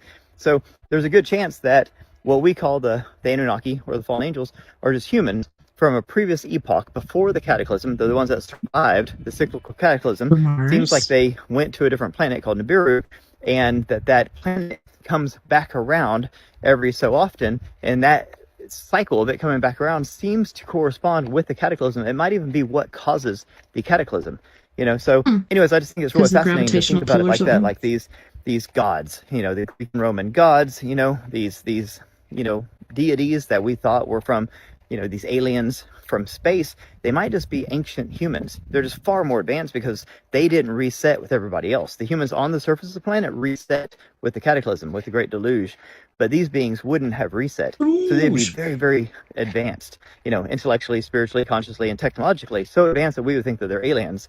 And when they come down, we would think they're either aliens or gods. But turns out they might just be humans, right? That's how they're able They're to distant reproduce cousins. with humans, is because they are humans. It's also why they have an affinity for Earth. It's also why they, came here and kind of planted their flag again, and why they might be helping us, possibly, potentially, to escape, or at least helping some of us escape the next cyclical cataclysm, because they obviously know the deal. They've been there, done that, right? It's not their first rodeo. So they might be the ones that are kind of guiding us and helping us right now. So just a little thread I thought I'd pull on and throw your way to blow your mind on this beautiful Friday afternoon. Let me know what you think. Is that the case? Is that what's going on here? I don't know. I would love to hear your thoughts. Have a beautiful day. Peace. Hey, Hey, friends. So the placebo and nocebo effect have proven beyond a shadow of a doubt that our thoughts affect our reality. That just by thinking, we can heal our bodies or hurt our bodies. And then I started thinking, how could that be? What is the mechanism behind that? And I had an epiphany. It's water. The water is the key. So check this out. Let's pull on this thread. There's a Dr. Emoto, very famous Japanese doctor and researcher, who did those water experiments where he put water in jars, and some water he would yell at and he would say very negative things to, and then other water he would say very loving, kind things to. And then he would freeze it, and then he would look at the ice crystals under a microscope. And the water he yelled at would have very jagged, asymmetrical, very gnarly ice crystals, okay? And then the water that he said loving things to would have very smooth and symmetrical and beautiful shapes in the ice crystals. And this was amazing. He did all sorts of different experiments and all had the same outcome. There's a current researcher named Veda Austin. She's amazing, getting the same results. Then there was Cleve Baxter, the famous CIA interrogator who used the polygraph machine, hooked it up to plants, had very similar results. I started thinking, what is the common denominator here? So with the placebo-nocebo effect, we know that our thoughts can heal or hurt our bodies. That's powerful. That's amazing. And no one can prove how. And then Cleve Baxter proved that we can do it with plants. And then Veda Austin and Dr. Emoto proved that we can do it with water. Water is a common denominator across all of these things. We are made mostly of water. Plants are made mostly of water. The earth itself is made mostly of water. Our atmosphere has a ton of water in it. So I started thinking, is water conscious? Well, I don't know. I'm not ready to take that leap yet, even though I'm not ruling it out. But what water probably is, at the very least, is a conductor of intention. Meaning our human being is the one that establishes the intention. We're the one that decides whether something's going to be negative or positive. You get to decide in your head if your thought or your word is going to have a negative or positive energy to it. Now, the water, it's been proven by other people that water stores memory. It stores data. Okay, so if water stores data and it can transmit a router, it can spread and propagate that data around, well, then our thoughts and our intentions gets stored into the water as data and then gets spread like a router to other, water crystals. And that's how your intention can go from just a thought in your mind to energy into physical matter, into the water, and then spread around, propagate around. That's how collectively humans can hurt or heal the earth. That's how personally we can hurt or heal our body. And that's how we can also use our intention to affect physical matter around us. So the water itself is the carrier. The water is the thing that's taking our intention, our thoughts, and bringing it into physical matter reality. How crazy is that? Water is the key. Let me know you guys' thoughts on all this. Have a beautiful day. Peace. I don't give a flying fuck what you think about me. Love me, hate me, talk shit about Pretty me. good design right there. Imagine finding out your Now, Ms. Kerger, the American people want to know, is Elmo now, or has he ever been, a member of the Communist Party? Can you hear this? A yes or no? No. Now, are you sure, Ms. Kerger? Because he's obviously red. Well, he is a puppet, but no. Now, that's not all. He also has a very dangerous message about sharing and helping each other. He's indoctrinating our kids that sharing is caring. Now, maybe he's part of a major socialist plot. Let's talk about Cookie Monster. Now, we know that Health Secretary RFK Jr. is coming out against fast food and baked goods. Are we silencing pro-cookie voters? Yes or no? Ms. Carter. But cookies are a sometime food. Well, thank you. And now, I agree with you. And let's also talk about the most important, maybe, character on Sesame Street. This is actually Big Bird. Now, Ms. Kerger, since Elon Musk actually fired USDA workers who have been working on the bird flu, does it make sense to also fire Big Bird? Yes or no? We would like to keep her. I completely agree with you. And now it gets even worse. Now, this is actually You get even worse. that Big Bird actually sent out about the COVID-19 vaccine encouraging folks to actually get their vaccination, which of course we believe in vaccines. Now, perhaps the reason why we're having this hearing is because our chairwoman, Ms. Green, has actually said some really negative things about getting vaccinations. And that perhaps is why we are here. And so we support Big Bird being pro-vaccine and promoting vaccines across this country. Now, I will admit, though, the extreme liberal agenda that you're all pushing, I think, doesn't stop her. This, of course, is They're Bert and besties. Ernie. Now, these two guys actually live together. They're friends. They're supportive of each other. Now, that might be triggering to our chairwoman and someone in this committee, and perhaps that's also why we're here today. Ms. Kerger, an important question. Are Bert and Ernie part of an extreme homosexual agenda? No. Thank you, Ms. Kerger, and thank you for being a good sport. So the message, I think, today is very, very simple.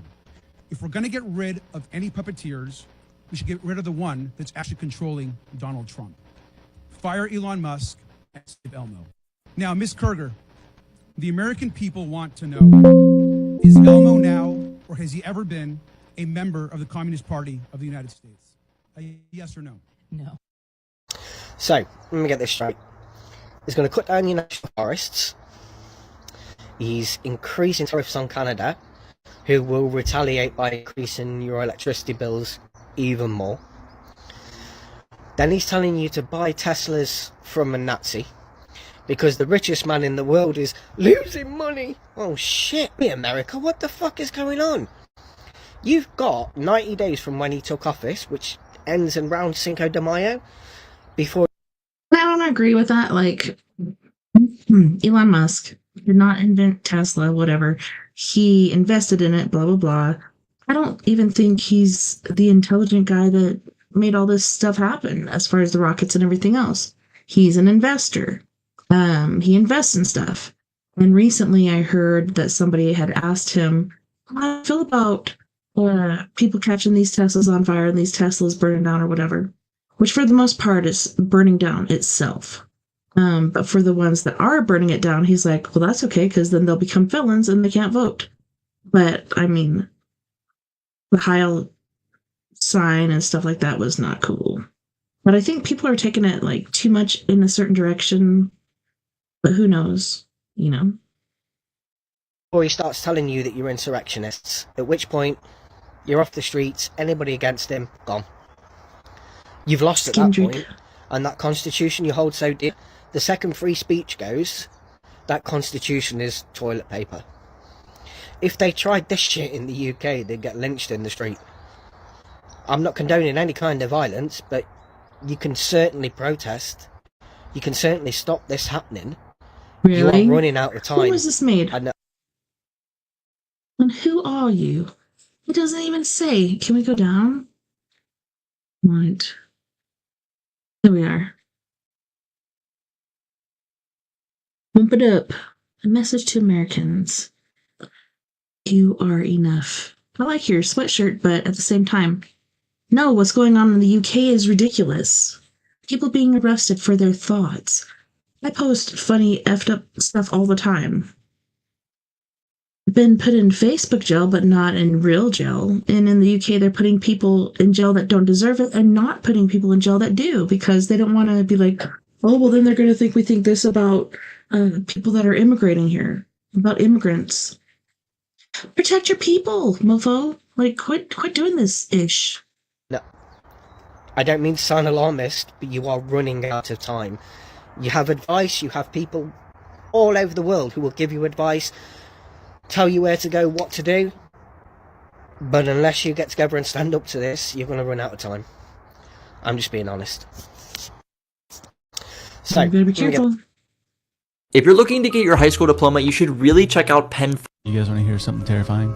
Prophecy of the Popes. Oh boy. This book is found in the Vatican archives. Predicted every single pope from in 1143 all the way to This next one is the last one, so I heard. The scary thing is, after Pope Francis, the last one, it just says Judgment Day. Oh gosh. It literally ends after Pope Francis? Yes. The creepiest thing that I saw inside St. Paul's Basilica, bordering the whole inner sanctuary is every single pope. But what's weird is that there's only a certain amount of markers to where you can put a picture. There's one left after Pope Francis. They have always said that once that last slot is filled, it will be the end of the world. What he predicted, the time it took to go from the first pope that he wrote about, halfway mark, was 400. That makes me wonder too, like, okay, so when the thing about aliens and all the other stuff came out, they're like, yeah, we believe aliens exist. Then everybody else jumped on the bandwagon. So, time travelers, aliens, those damn Allens, like, what's going on here? How do they know this? How do they know to put that many? We'll see if this comes to be true or not, but it might be too late by then. But it might not. It might be another hoopla, like the year 2000 or whatever else crap has happened where the world's supposed to end. Nobody's supposed to 422 know. years. And he's saying from the middle one to the end, another 422 years will be the end of the world. If you do 422 years from the middle pope, which was 1585, that year is 2027. Dang! It's even weirder. Pope John the 23rd, and he said that the end of the world would happen 2,000 years plus Christ's life. So that adds up to 2027 as well. You guys want to hear something terrifying? The prophecy. Oh, man. Monster butterflies. Butterflies in inches. The friend is crazy. I never saw the waves like this before. Right. Is it okay? I will do some warm-upping with you. Not the spot. I want the bar. You want this one? This? For the warm-upping. Right? How you gonna lift this? Like this. Like this? How I do with the map? I do it like this one, and then I do it. No more. Wait. Can you just hold them up, please?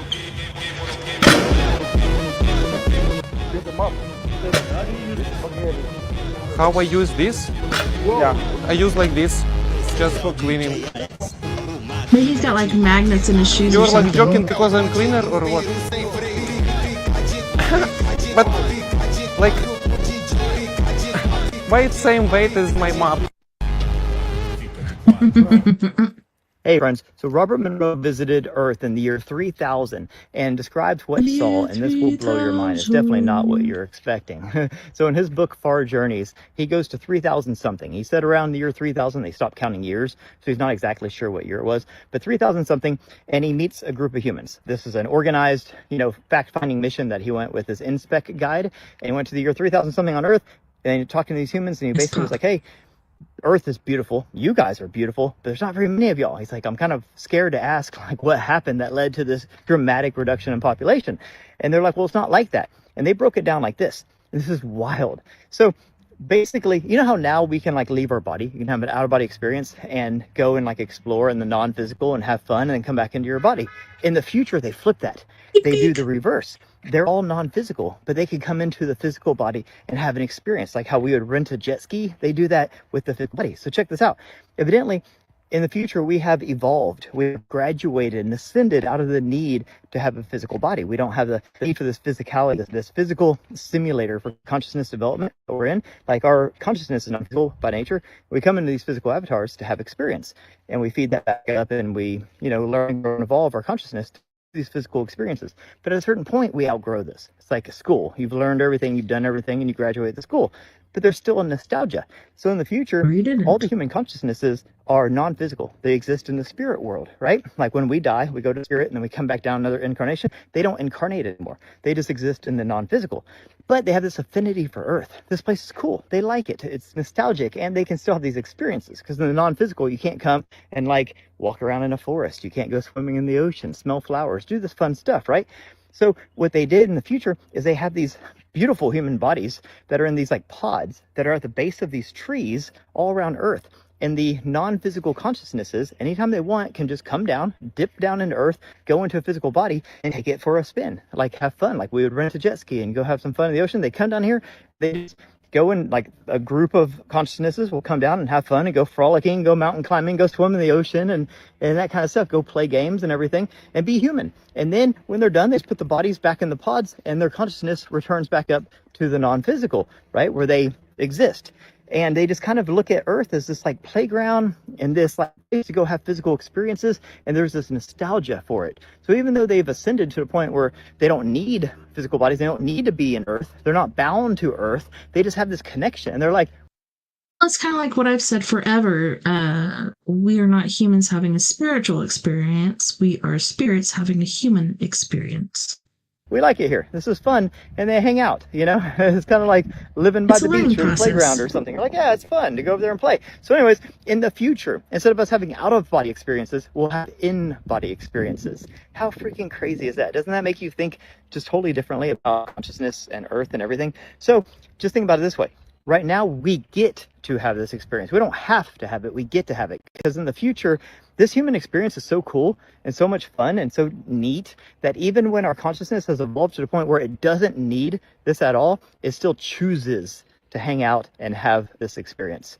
It looks forward to it. It's a like gift. R&R. Pretty cool. Huh? Anyways, let me know what you guys think about that. Have a beautiful day.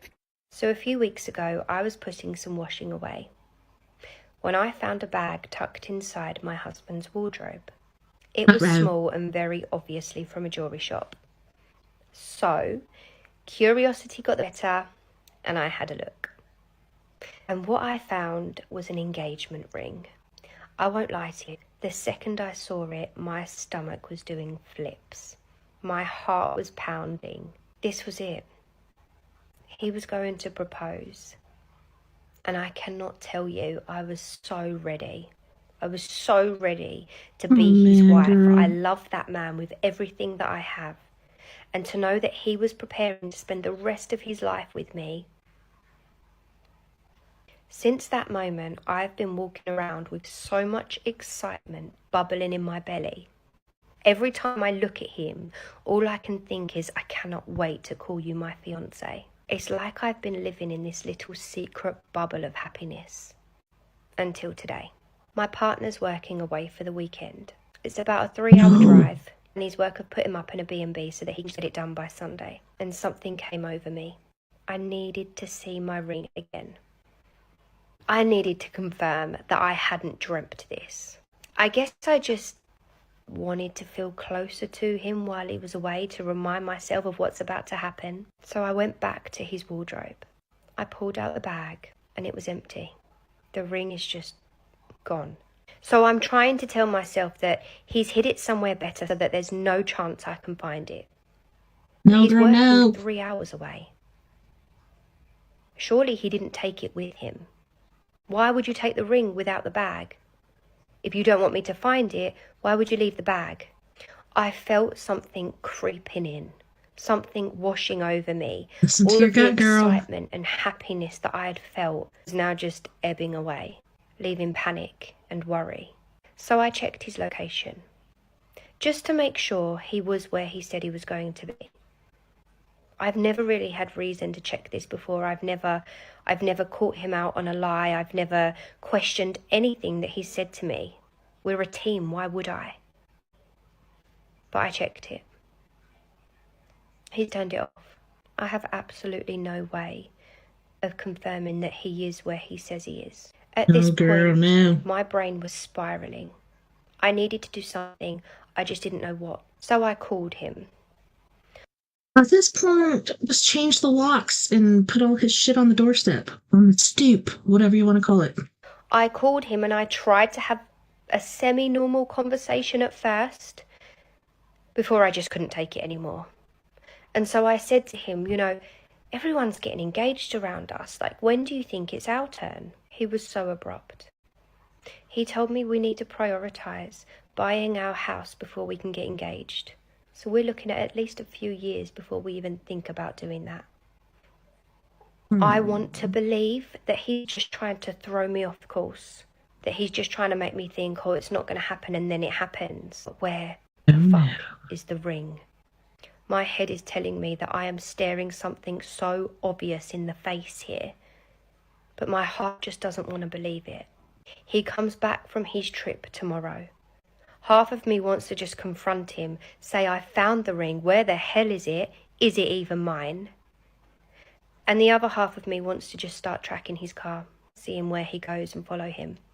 Find out the truth for myself, because if he You'll is become a lying to stalker. me, well then I don't think he's going to be truthful by me just asking for it.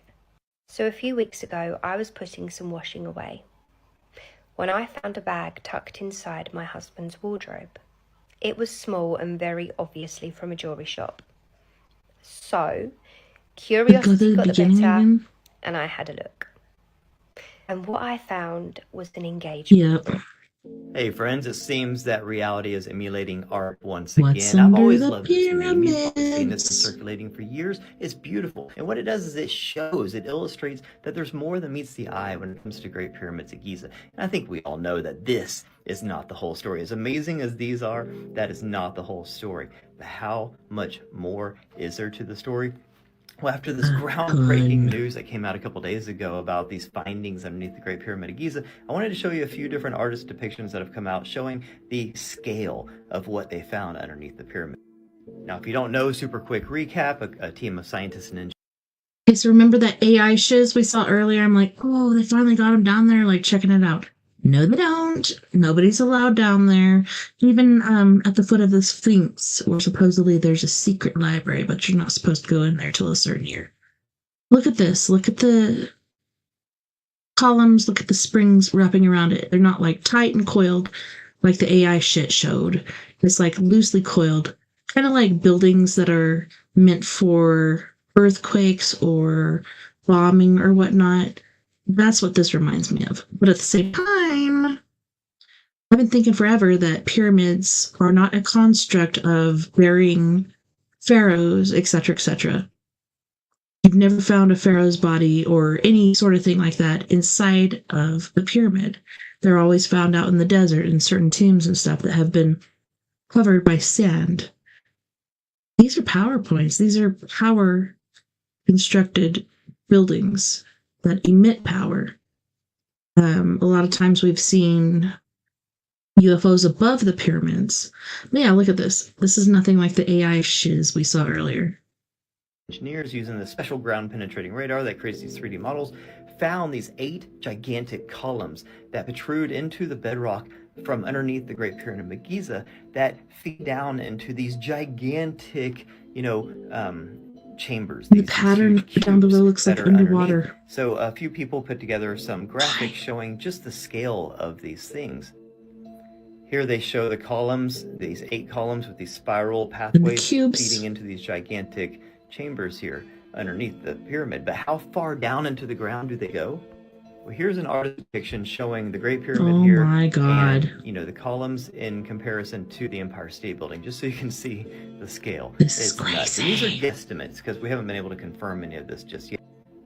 And here's another artist depiction here showing the Giza underground system, and this is the scale of it compared to, this is the Statue of Liberty right here, the Twin Towers, and this is the tallest building in the world in Dubai. So you can just see their scale here and just the perspective. It's just crazy how big they think that these columns, how deep they go into the ground. It's really mind-blowing, and it really makes you just start thinking, what could these things be? Like, what are these columns? What are these pathways? And what are these huge cubes that they're feeding into?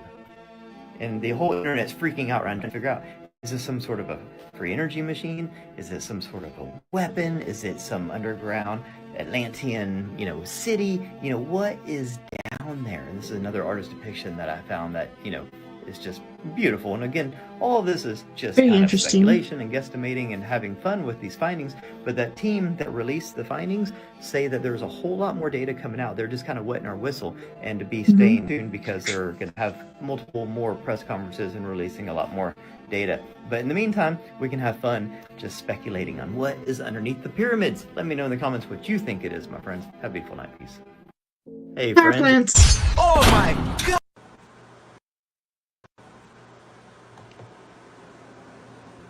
What's going on? Aww.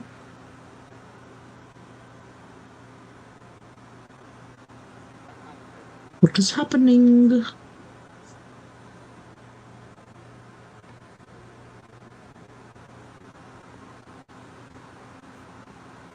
Well, good afternoon. I want to welcome all of y'all here today for a truly historic occasion. My friends in the house. What is up with that guy? Is he supposed to be AI? Members of my administration. I'm focusing on him. Press. Welcome to the signing of House Building. Why are they focusing on him? It's creeping me out. Not just for the headline. Oh. Not just for the zoom in here. Yes, taxes are illegal. That's one of the reasons we left the UK, because they were taxing our asses into oblivion. This guy's super happy. Politics, but for the profound. The only reason I like taxes is because in the end, I get a big old chunk back, but otherwise, what is going on? This guy just seems weird. It represents. I must say, it feels like it's been a long time coming. But after many, many, many years of hard work, we can all stand together. Who the frack is that? We have accomplished income tax elimination in the state of Mississippi. Going into Tokyo.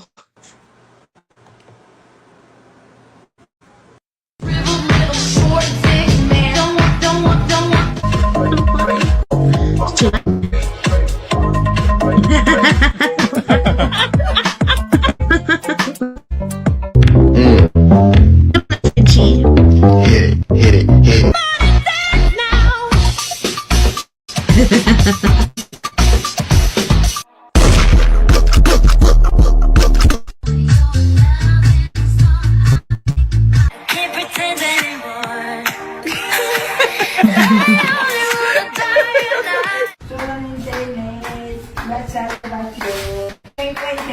Oh, such a sweet doggy. My happy guy. Oh, just a happy guy. These days, these nights, I'm changing my mind. Here are 3 logic-based. Okay, let me go see what time it is. What time is it? We've got 4 minutes. So who else remembers Dave Chappelle's infamous interview on the Oprah Winfrey Show? Oprah. I wasn't walking away from the money. I was walking away from the circumstances that were coming with the newfound plateau. Now, this interview between Dave Chappelle and Oprah took place in 2006, not long after Dave had returned from his trip to Africa. As a matter of fact, this was Dave Chappelle's very first interview after returning back, so you can imagine there were a lot of topics Oprah wanted to discuss. And wasting absolutely no time, Oprah immediately asked Dave why he walked away from his show and his $50 million contract. Because they weren't paying him. I was doing sketches that were funny, but socially irresponsible. It's like you're getting flooded with things and you don't pay attention to things like your ethics. Or when you get so overwhelmed. I wasn't walking away from the money. I was walking away from the circumstances that were coming with the newfound plateau. And as the interview continued, you could tell that there were questions that Dave Chappelle was answering that Oprah didn't necessarily like the answers that she was getting because they didn't fit the narrative that she was trying to apply to the situation. And each time you know, her schools in Africa, there's been all kinds of sex scandals, missing girls, obliterated pregnancies, etc., etc. All swept under the rug. What's going on there, Miss Hartman? Chappelle's talking about something, Oprah would do her best to steer the conversation away from the topic, and Dave Chappelle would ignore what she was trying to do, then circle right back to what he was trying to say, eventually taking complete control of the interview. He should have jumped up and been like, "Look, bitch, I don't care what you're saying." Itself. And once Dave Chappelle realized he had full control over the conversation, he began to discuss exactly what happened at Comedy Central and how they were not only trying to convince him that And guess what she does? She's like, do you think you lost your mind a little bit? No, you have, because you've been paid off by the elite. he was crazy, but how they were quite literally trying to drive him insane. Well, your handlers, for instance. A lot of these people traditionally get paid on percentage basis. The more you work, the more they make. And I was overwhelmed. I don't know, it was almost as if this was happening deliberately. And then they put in the paper that I had pneumonia, or God knows what. It was walking pneumonia, because I was walking all over the place. And then the next day it was in the paper that I had writer's block. Then I knew something was getting ready to get stressful because I hadn't even started writing. Sounds like somebody's trying to put young Dave in a compromising position. The whole time, they're trying to convince me I'm insane. Yeah. They were trying to get me to take else. psychotic medication. It's very stressful for someone to constantly walk behind you and say, you're insane. I showed up to work the first that week, your handler? and where my office used to be, they built a wall there. What? Why? I didn't know why. But it came out later that they were like, well, they said you want. I don't want to be walled up at the office. So who else remembers Dave Chappelle's infamous... Who is this that obscures my plans with words without knowledge?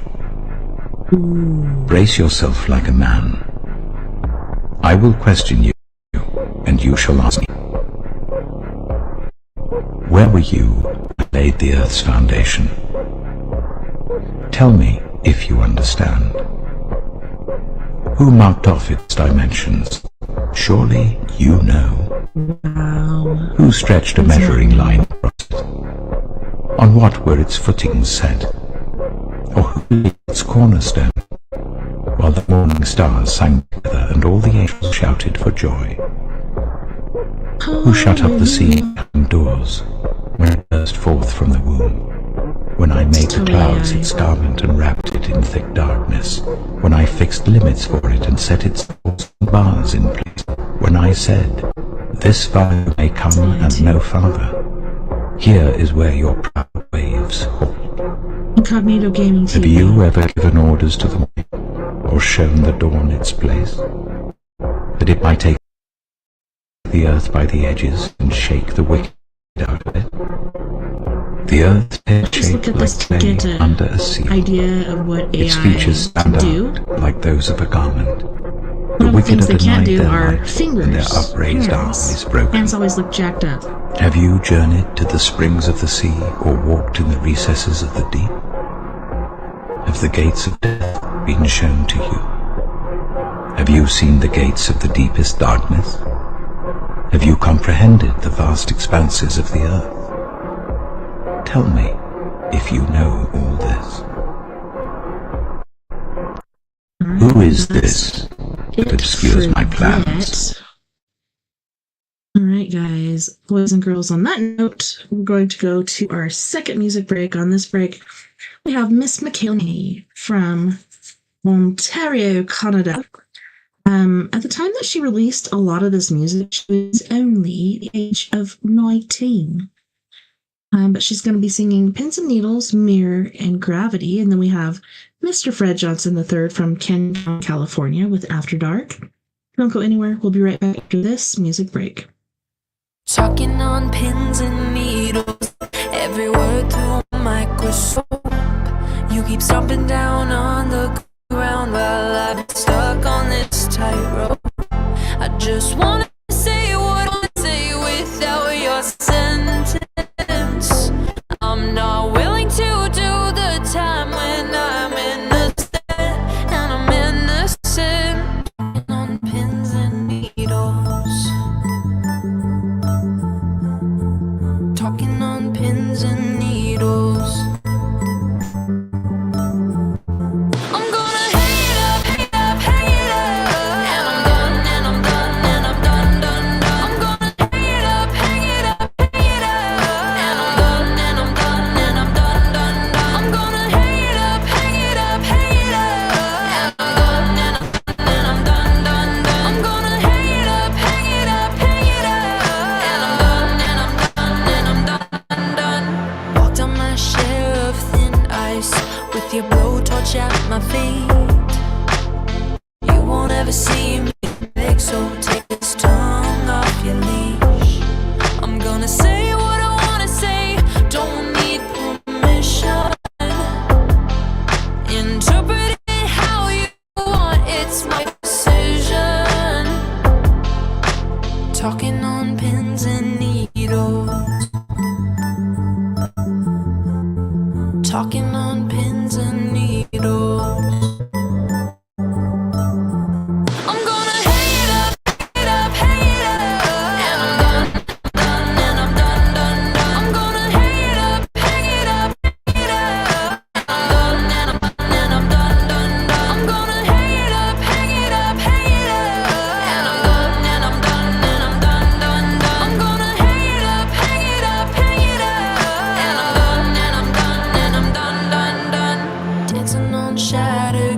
kicking the pieces all around. My safety has been broken. This is now a hunting ground. Talking on pins and needles. Talking on pins and needles. I'm gonna hang it up, hang it up, hang it up. And I'm done, and I'm done, done, done. I'm gonna hang it up, hang it up, hang it up. And I'm done, and I'm done, done. I'm gonna hang it up, hang it up, hang it up. And I'm done, and I'm done, and I'm done, done, done. I'm gonna hang it up, hang it up, hang it up. And I'm done, and I'm done, and I'm done, done, done. I'm gonna hang it up, I'm gonna hang it up.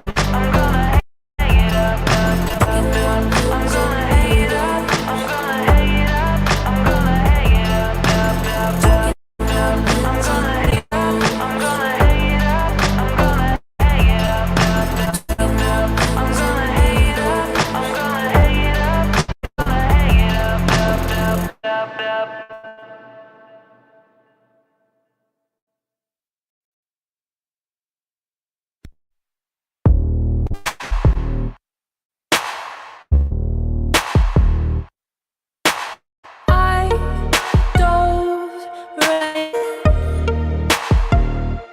Didn't bring a parachute, fell right through, hit the water hard, moving too fast, spiraling out of control, was touch and go, went a little far. You taught me how to turn a blind eye. I showed you how to keep my shoulder cold. No one away without a scar, scar, scar. I've been digging through the pieces. Your heart is out of reach, but objects seem nearer through this rippled mirror. I've been digging through the pieces. Your heart is out of reach, but objects may seem nearer through this rippled mirror.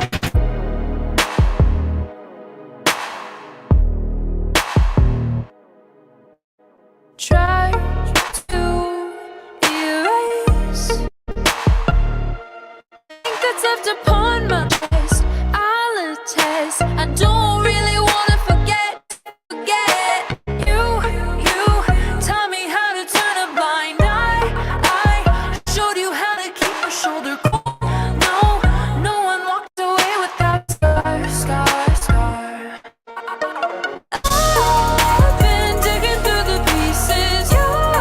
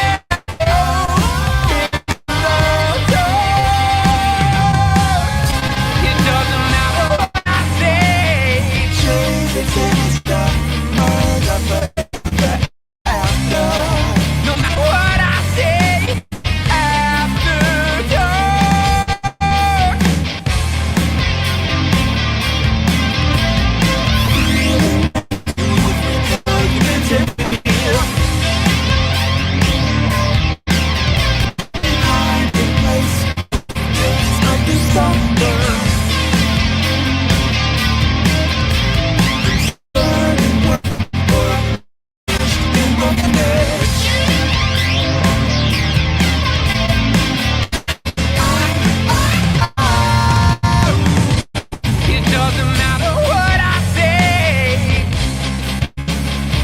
It really doesn't. No matter what I say. After dark. It doesn't matter what I say. The homicides arranged in a series of perjury. No matter what I say. It's in the stuff. It doesn't matter what I say. Food and fatal, black finger conscious. No matter what I say. After dark.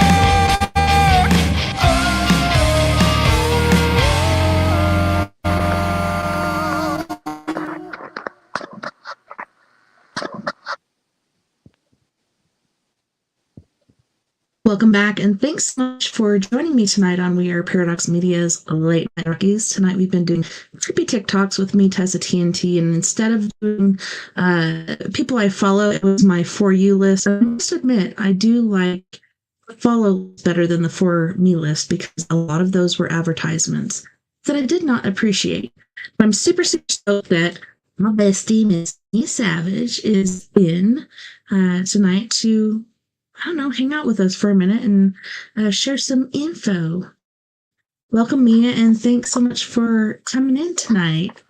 I've been missing you. I've been missing you too. Oh my goodness. I've been missing you too. Oh my goodness. It's my mic or my mic. The audio is echoing. Oh, yeah. Okay, that's what I first do. So I got to go into my settings really quick. I've been on stereo of the TikToks. So let me get off there and go to cancellation. Right, is that better? Let's see. Yeah, testing. We're good. Nice. Oh, I like your new picture. That's great. Oh yeah, my hair's dark right now, so is my soul. So I feel you. how are you?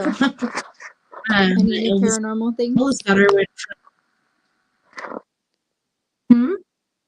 Any new paranormal experiences or information that you've acquired since last time?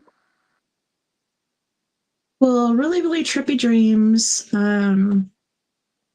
shadow things, and like, forever I've seen out of my peripheral. But my kids, when they start mentioning it, that's when it trips me out because I'm like, okay, so it's not just like floaters in my vision or something. Like my kids are seeing it too. I don't know. Things have been really, really different lately. I don't know if we're into another like different realm. I want to say genre because that's what it feels like, but it feels like we're going into something else than we generally were. How do you feel about that? Do you feel like there's been a weird shift or anything like that? Because I feel like we've kind of shifted. Definitely. I feel like there's more people just kind of opening their minds to the possibilities of things and questioning things a lot more, and it's kind of nice.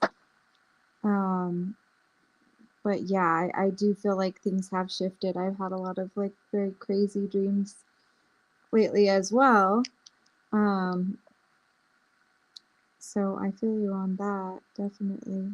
I think that I did hear this crazy like theory about how HARP possibly like shifted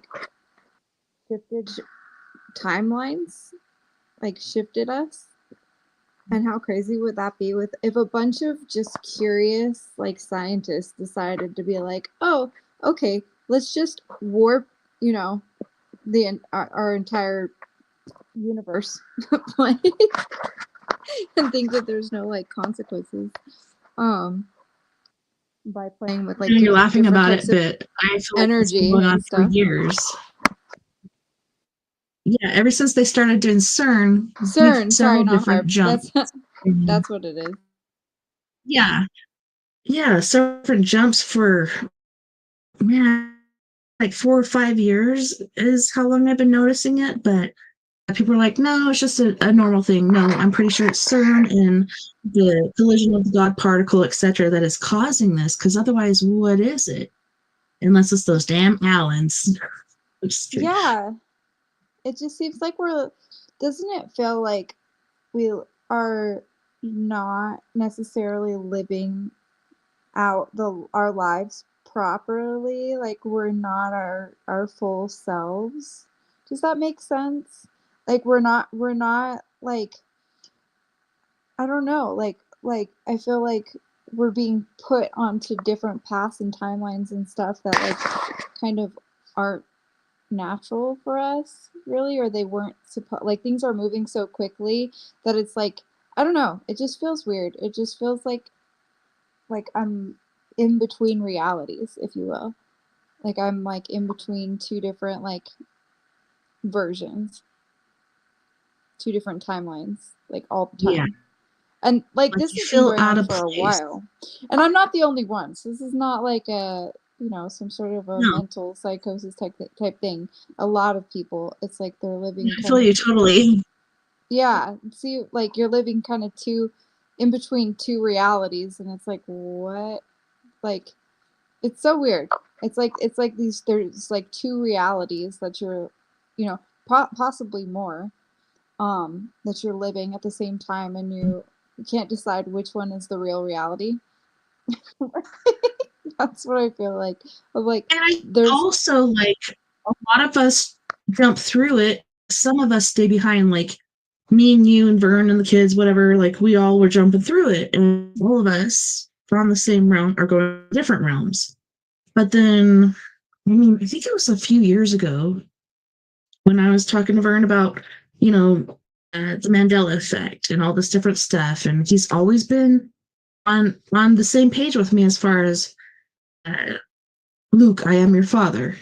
But then it changed to, no, Luke, it is I who is your father. No, that's not what it was. It was like, Luke, I am your father. I've been saying that since I was like 7 years old. And then he's like, no, it's this one. Okay, other dimensional Vern. But yes, yeah, that's when I've a lot noticed of that too stuff with like started to people. change. Yeah, where it's like Mhm. like I'll notice like people's behavior is just not typical to them, and not in an they've evolved type of way, just like in a like maybe NPC type of way, if you will, where it's like that's not, you know, that's not your typical response. But I think a lot of it has to do with people are just, including myself, like are on their phones and on devices all day long, and they're being, who knows what type of like programming like is going on through that stuff. Like even if you scroll past an ad 50 times and you don't think anything of it, it'll randomly pop in your, like, let's say, I don't know, I can't think of a particular ad or anything, but it, like, you'll scroll past it a million times and then randomly it'll pop in your head to look up that exact thing. Like just kind of brainwashing through advertising and through like just programming, like people with different, like, on your For You page, different ideas that will pop up into your head, and like then you start using the lingo, the terminology, you start seeing through that perspective. But then you have to kind of ground yourself and separate and be like, okay, what is my actual opinion? Why am I repeating like a parrot, some of these other like videos and things that are popping up? Why am I now talking like that? Why am I talking like Gen Z? Why am I doing that? Like, it's, I don't know. It can be very toxic if somebody's negative opinion like is out there and gets a bunch of traction and a lot of interaction and a lot of plays, and then that same opinion is is gathered by like hundreds of thousands of people, right? Like like there's influencers who are pushing these ideas through their perspective and through their experiences, but they're not necessarily like healthy, especially when it comes to like the dating world or just people's not even dating, but like people's perception of the opposite sex. It can be so toxic because now you've got just like these men that are being fed one thing and women are being fed another thing, and it's like creating a battle of the sexes. Like, I don't know. And I think that's kind of, I think like there's an agenda I've to just keep stepped people back from divided it, as a kind of whole. like numbly. Like, I have not done anything for like, I feel like it's almost a year now. And that is so odd for me. And I'm doing like all kinds of blood work and shit because like this shit ain't normal. I'm hoping it's not something cancerous or really bad like that. I'm hoping it's just like, I'm 46 and, all of a sudden this shit is happening in my life for the last year. But no, like, I'm so glad I'm away from that. And all I care about is, well, it was my job. My car broke down, but now it's like my chickens and my two geese. I got 2 little baby geese the other day from Tennessee, and they're cute.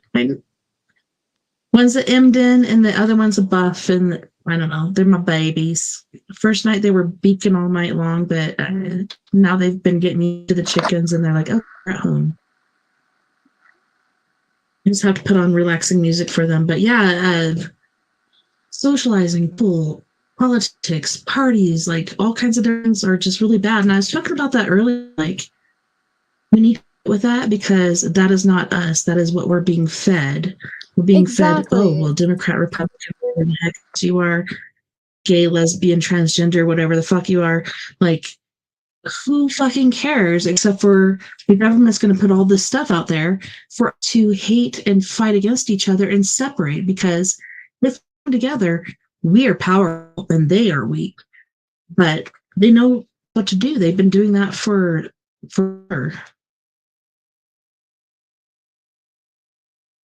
Exactly. Like, it I think though, like people are waking up to it to a certain degree, a lot of people, but a lot of people are staying stuck into the agenda and the things that are being pushed on them, right? I mean, we need leadership. I don't know how any civilization could survive without leadership or a government of some kind because imagine they just take away the government, right? Like there's no government, there's no guidance, there's no laws. It's friggin' Like, can we really anarchy. please? Like I Yeah. don't agree with that either because first of all, there'd be a lot of people killed. And a lot of women and children would be in danger. Yeah, when they're saying get rid of the police, I'm like, no, thank you. Like, yes, when I get pulled over, like I'm fucking scared. It's the way I'm programmed because the cops coming to my house when my dad and my stepmom and everybody was having a domestic violence issue. It causes stress for me, so I automatically shake. It's not because I did something wrong. Yeah, that's just what I'm used to.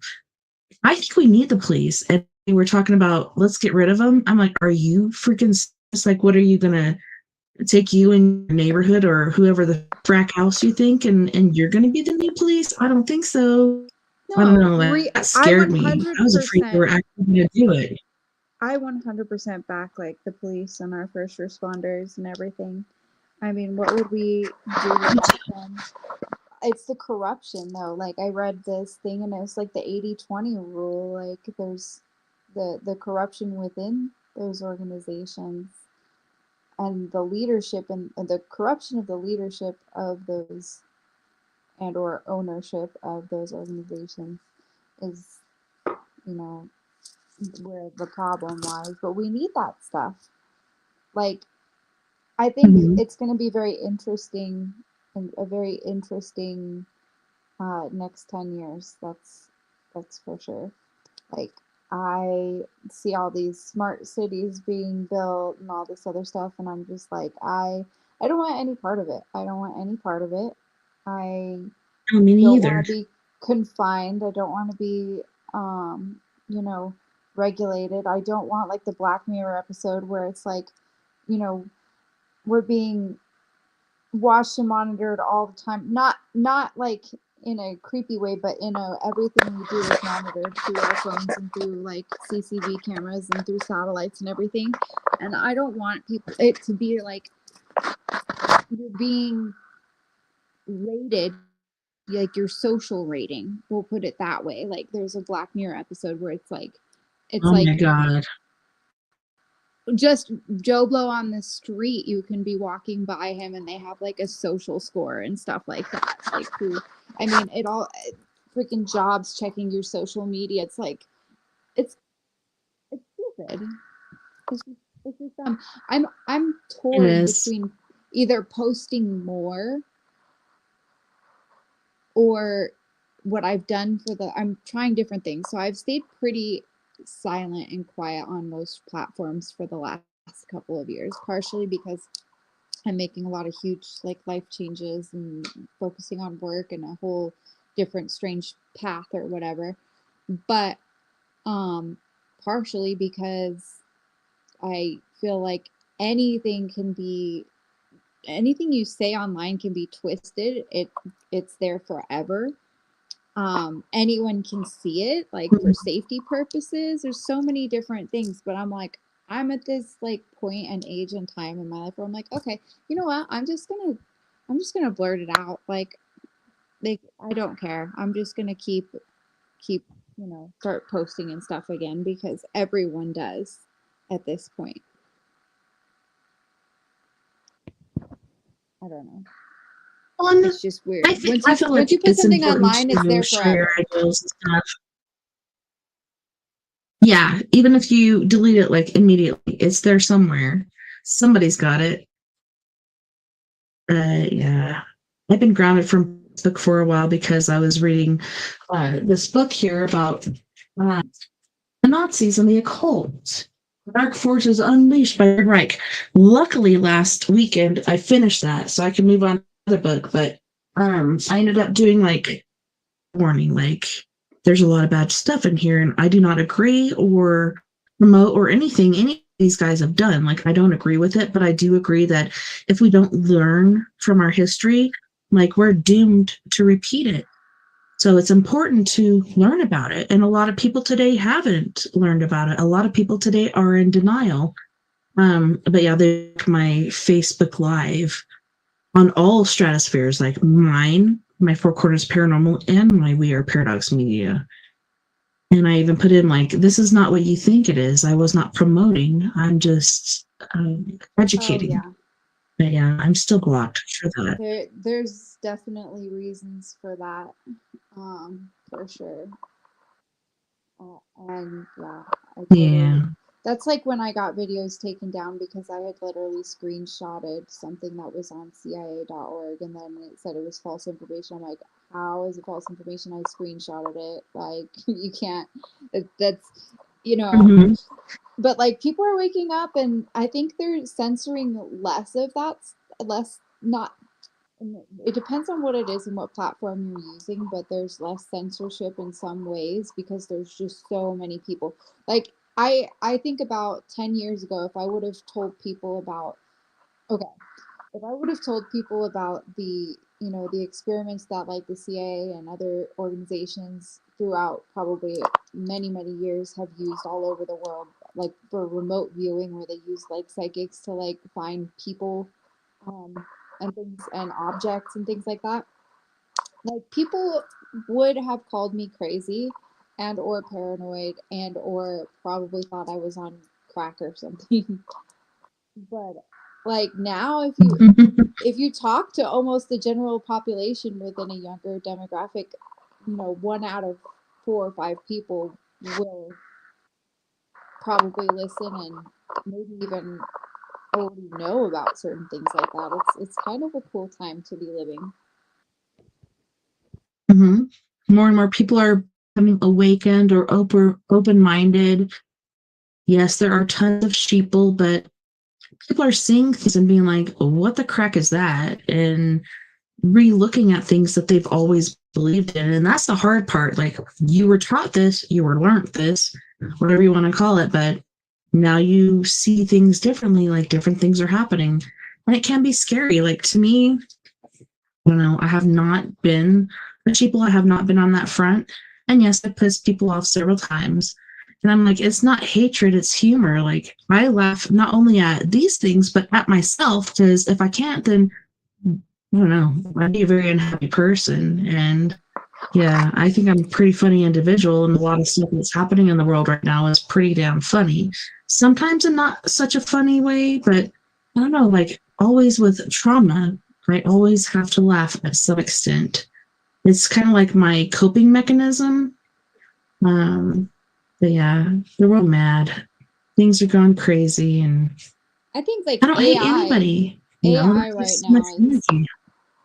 AI right now is like what is so crazy to me. I went so like deep into like thought about like AI, like and how we only know like the tip of the iceberg when it comes to that stuff and how advanced it looks so real, and then we have like AI that's conscious now, and then I like wonder like what if we are AI?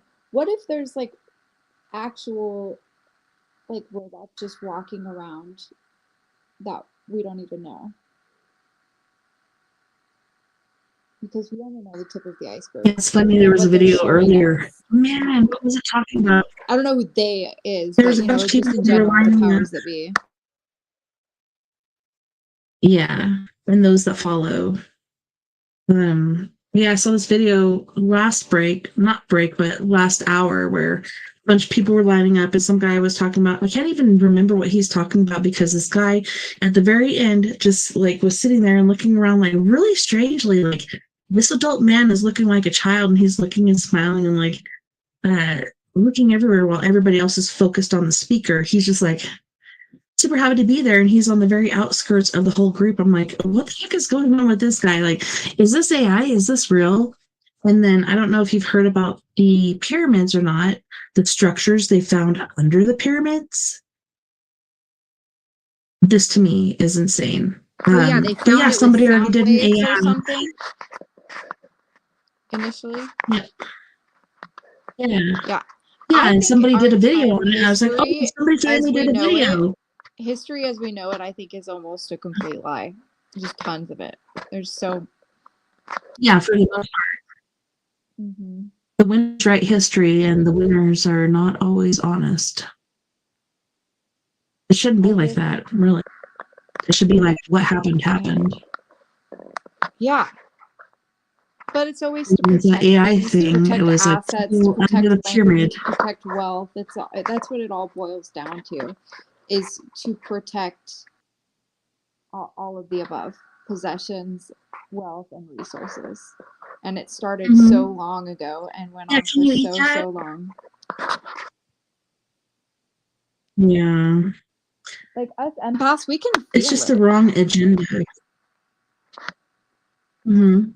We can feel when something is off and wrong, and when there's so much that's off and wrong, it's like, okay, how do we ground ourselves? Like, I think that's what I've been more focused on lately, is just like, how do I get back to filtering through all of this stuff? And I think a big way is like grounding.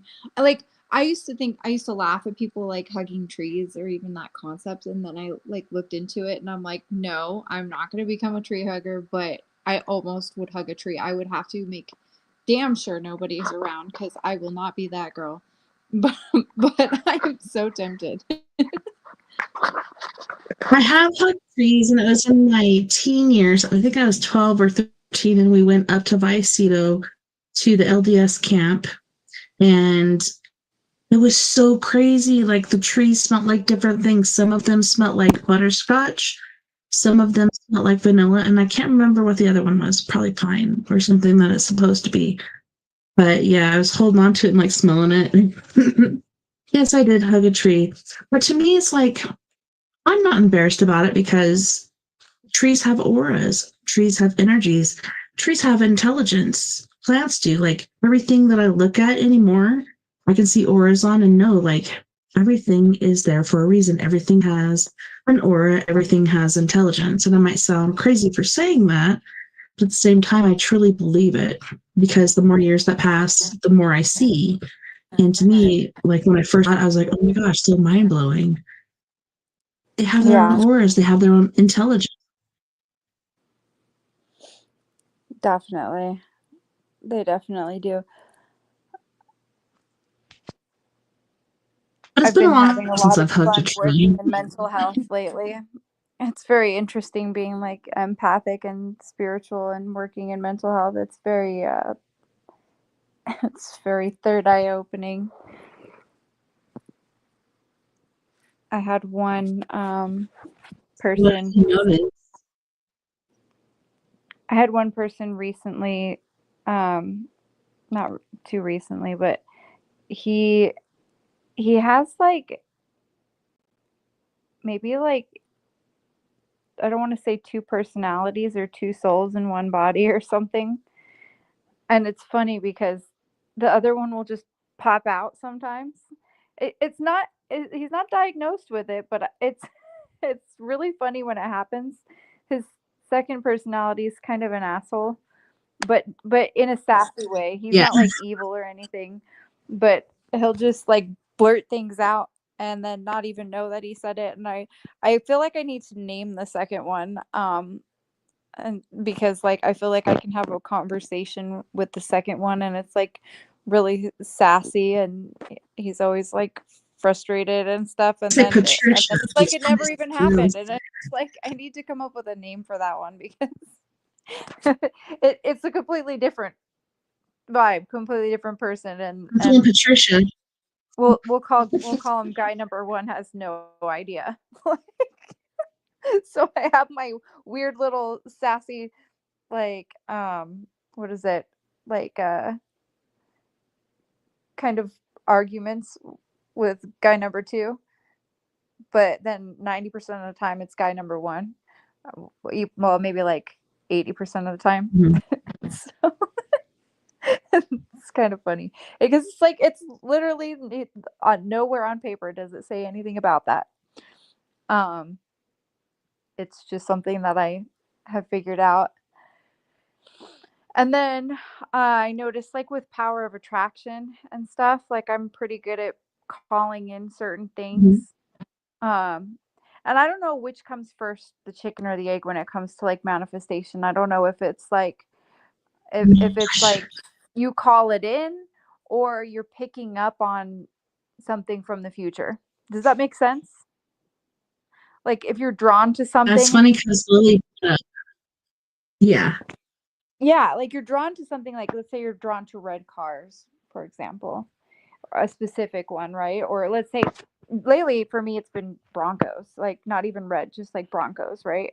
And I just keep seeing like Broncos everywhere, and then I'll see like a hat that says Bronco, and it'll just be really, really weird. And I'm like, I don't even know anybody who has a Bronco, and it's just like I it just keeps happening. And then I have for some reason really been into like Nike lately, which is not like me. It's just it I just randomly have been like wearing Nike stuff. And then this girl comes in to the facility, and I'm talking head to toe decked out in Nike. Like every single outfit she has for a month is all Nike. Her shoes are Nike. Her shirts are all Nike. Her hats are Nike. And I'm like laughing because I just for the last couple weeks, all I've been doing is buying Nike. Like, well, like I like consigned clothes. So I've been more like trading like and I've just been into it for some weird reason. I don't know. I guess cuz it's summertime and I need something comfortable to wear that's not like western wear.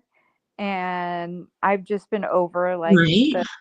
a lot of the athletic brands and stuff, and I'm getting rid of a lot of clothes and like and I ended up trading for like a couple of like Nike things. And it's just funny, like I've been obsessed with Nike and this girl comes in just only for a couple weeks obsessed with Nike, and this girl just decked out, just completely decked out. Everything she was and I'm like laughing because so it's like did I just see that coming, or is that or did I feel her energy? Like is that why I'm obsessed with Nike? Like, did You I could meet her have. on the Astro You first could have or been picking up something? on that. What? Yeah, it's funny because, like, I said you could have been picking up on that. I bought these like a couple years during the winter. These are mesh. These are Nikes. I bought them during the winter, and I'm like, these are the stupidest shoes to buy during the winter, but they've been my favorite, and they've lasted for years. And I've been afraid to buy Nike. I've never been drawn to them, but these I was. But because kids supposedly are their making shoes, but perhaps like you're saying, because she was were drawn to it and kind of pulling in. I don't know.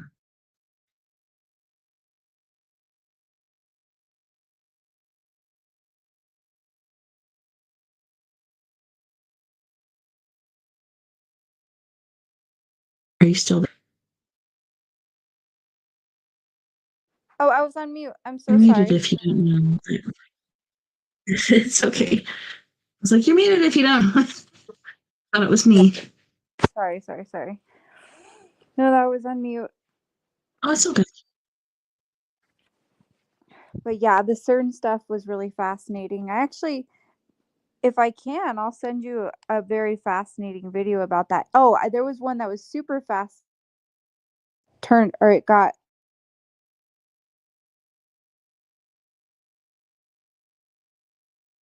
And it was. Oh, you keep going in and out. You said Can you it hear got, me? and then I couldn't hear anything. And you said Oh, it is, got yeah. super interesting. The CERN video. Oh, there's another one, the Superstition Mountains. I've always wanted to do we should do I don't know. The Superstition Mountains have always given me weird alien vibes. I feel like if you come to Arizona, we should check them out and do something. I think Dewinde too. I don't know. People talk about seeing like gnome sort of things, but I think it's Dewinde. Also, we have a person out here that's wanting help with leprechauns in Dove Creek. I'm like, are you serious? But he's told me all the different things that have happened, and he had a native lady go out there, and she's like, they're leprechauns. Like, that's the last thing I'd think a native person would say, but I'm like, that's interesting. And then a lot of the things he says, I'm just like, this could be mental illness. But at one point, he was walking out into the fields and stuff, and he found a canyon that did not exist. Like, there were certain rocks in front of it. He went through it for a little bit and then went back. But then when he went back to find it, it was gone. We've been trying to figure out how to go and do that. Everybody on the team wants to do it weekends, and I'm just like, I'm not available on the weekends. And so it feels like a loop of we can't do anything anymore because I'm not available on weekends and everybody else is not available on weekdays. But I'm hoping. I've been telling people I week weekends.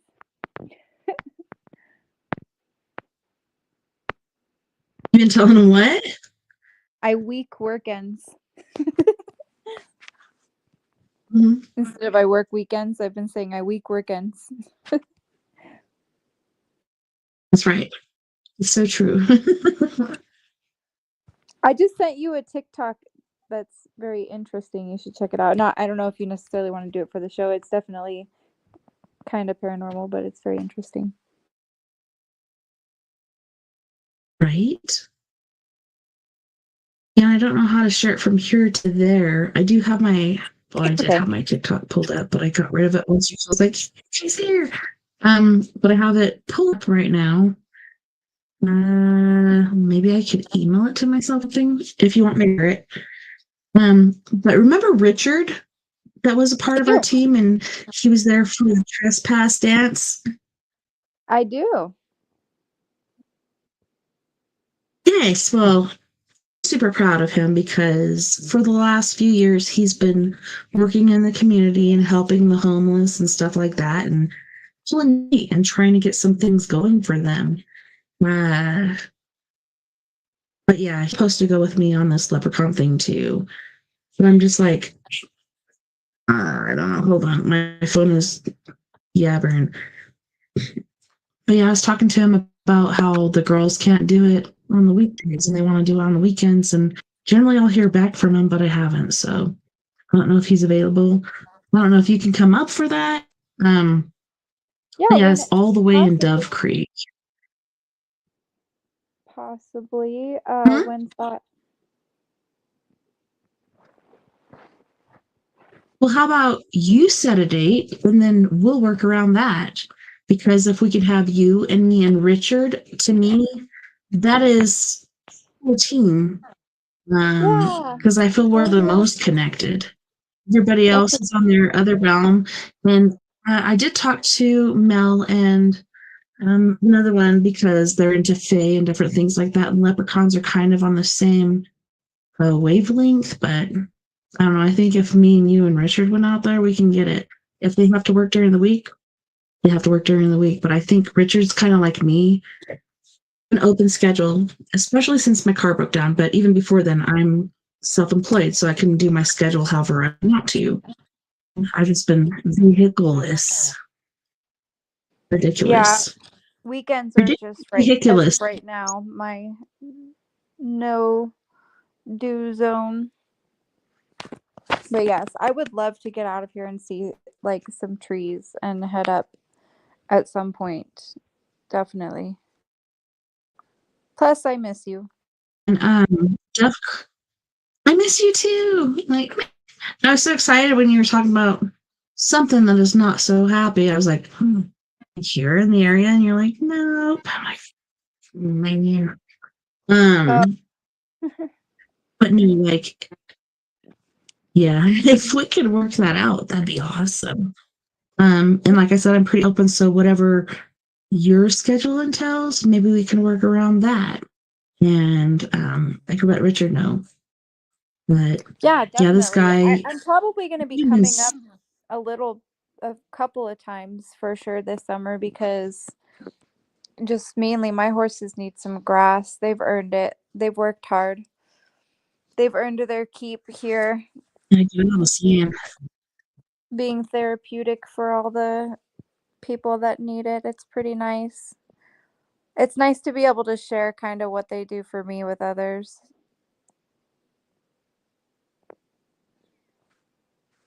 Yeah. It was sad what happened to your other horse with the sand and stuff. I was just like, man. But yeah, if they could come up here and like get some prairie and some grass and some whatever else in there, and that'd be Yeah. a land of extreme change for them. I watched this very interesting girl online that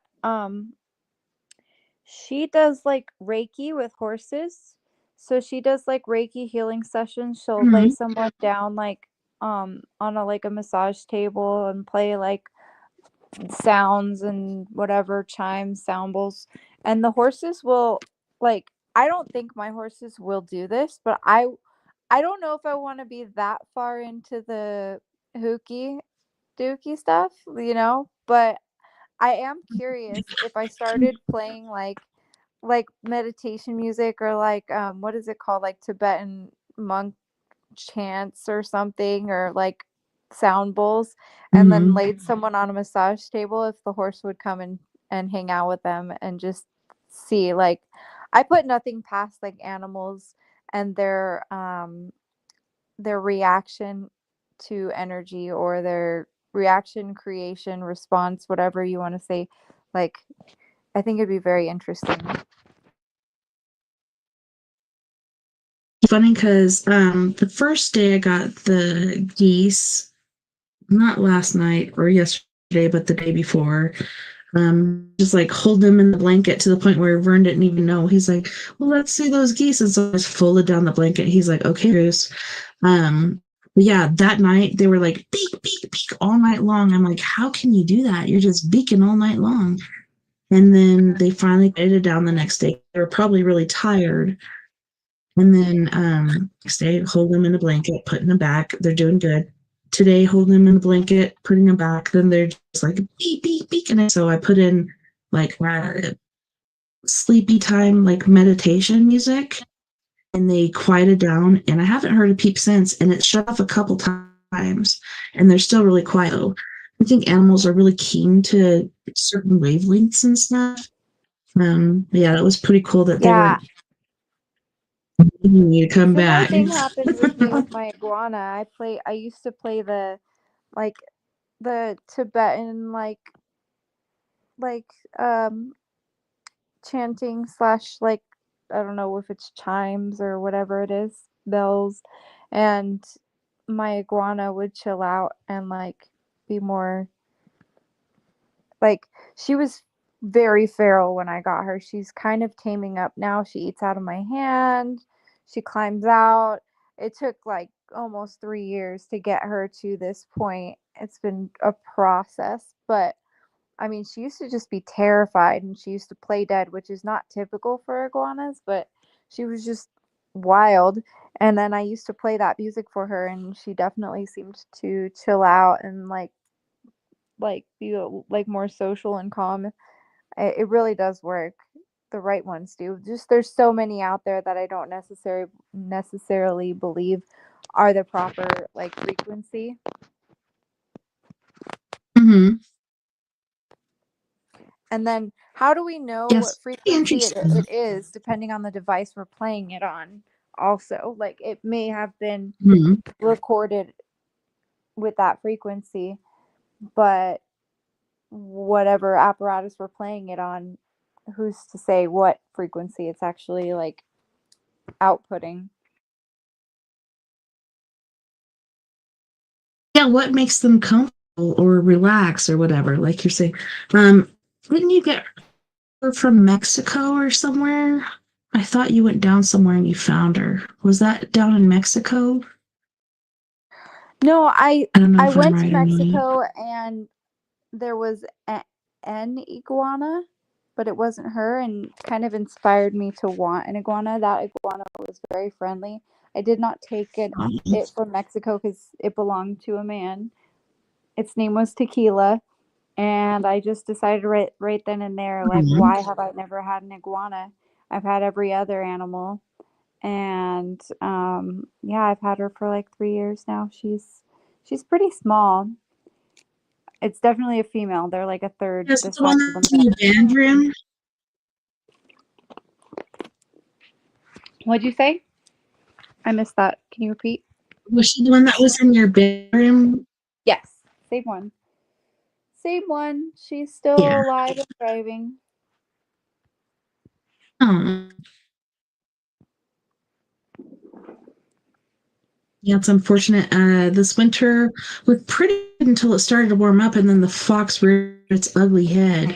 For some reason, the chickens didn't want to go into the coops that I bought from Tractor Supply, so they were perched in the tree. And branches over here, branches over here.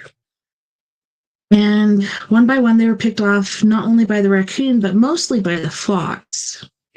So out of 12, I had 5 left. Now I bought 6. I have a couple more I want to get because I want to do the 2x2 thing so chickens don't feel left out because I know they know the difference between each other and some of them get picked on more than others.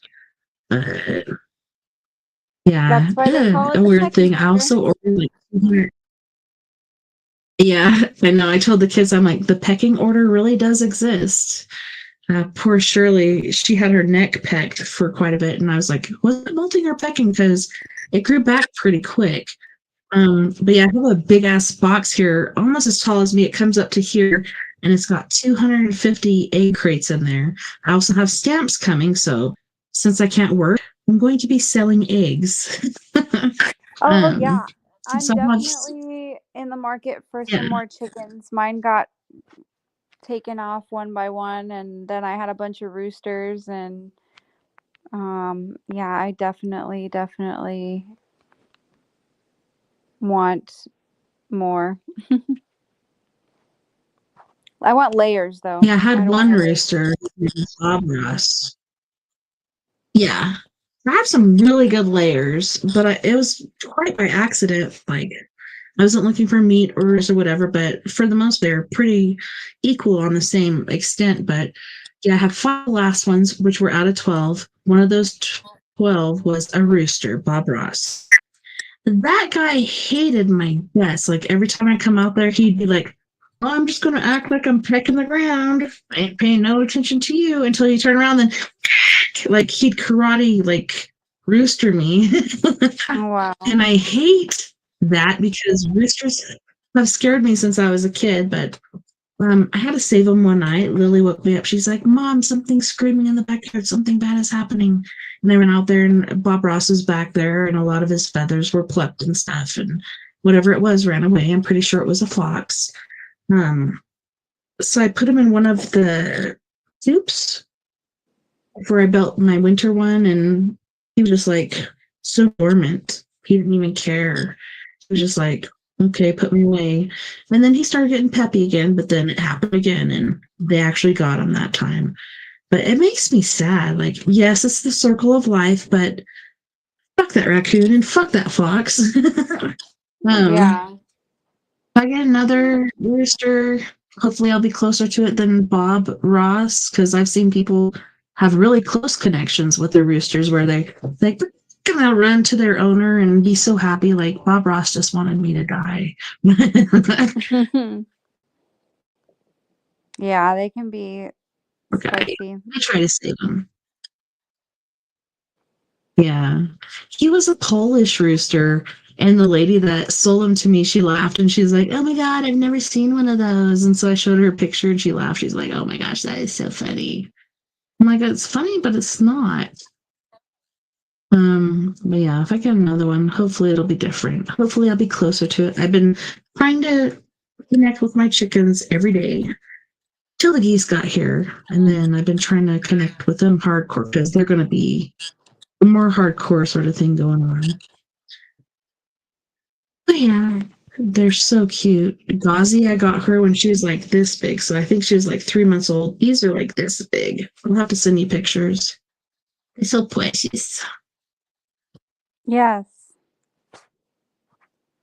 I want to see. And so your roost or your what is it called? Your um geese, your goose is friendly then? Well, they're just like little bitty babies. And once I got them, they were only 3 days old. So they were hatched on the 24th. And they got sent from, I thought they were going to get sent from California. But come to find out, they're sent from Cordova, Tennessee. And my eldest daughter was happy about that because she's from Tennessee too. She was born in Tennessee too. But one is a buff goose, and the other one is an Emden, like my Ghazi Gosborn. Ghazi was a male, I'm pretty sure, because it never laid eggs, and it was quite protective. But I'm hoping these two, like since I have them from day 3 and have been spending so much time with them, will be more connected and more loving. And I told her, and I was like, "You better come and get to know them before they get older and try to bite your ass or whatever."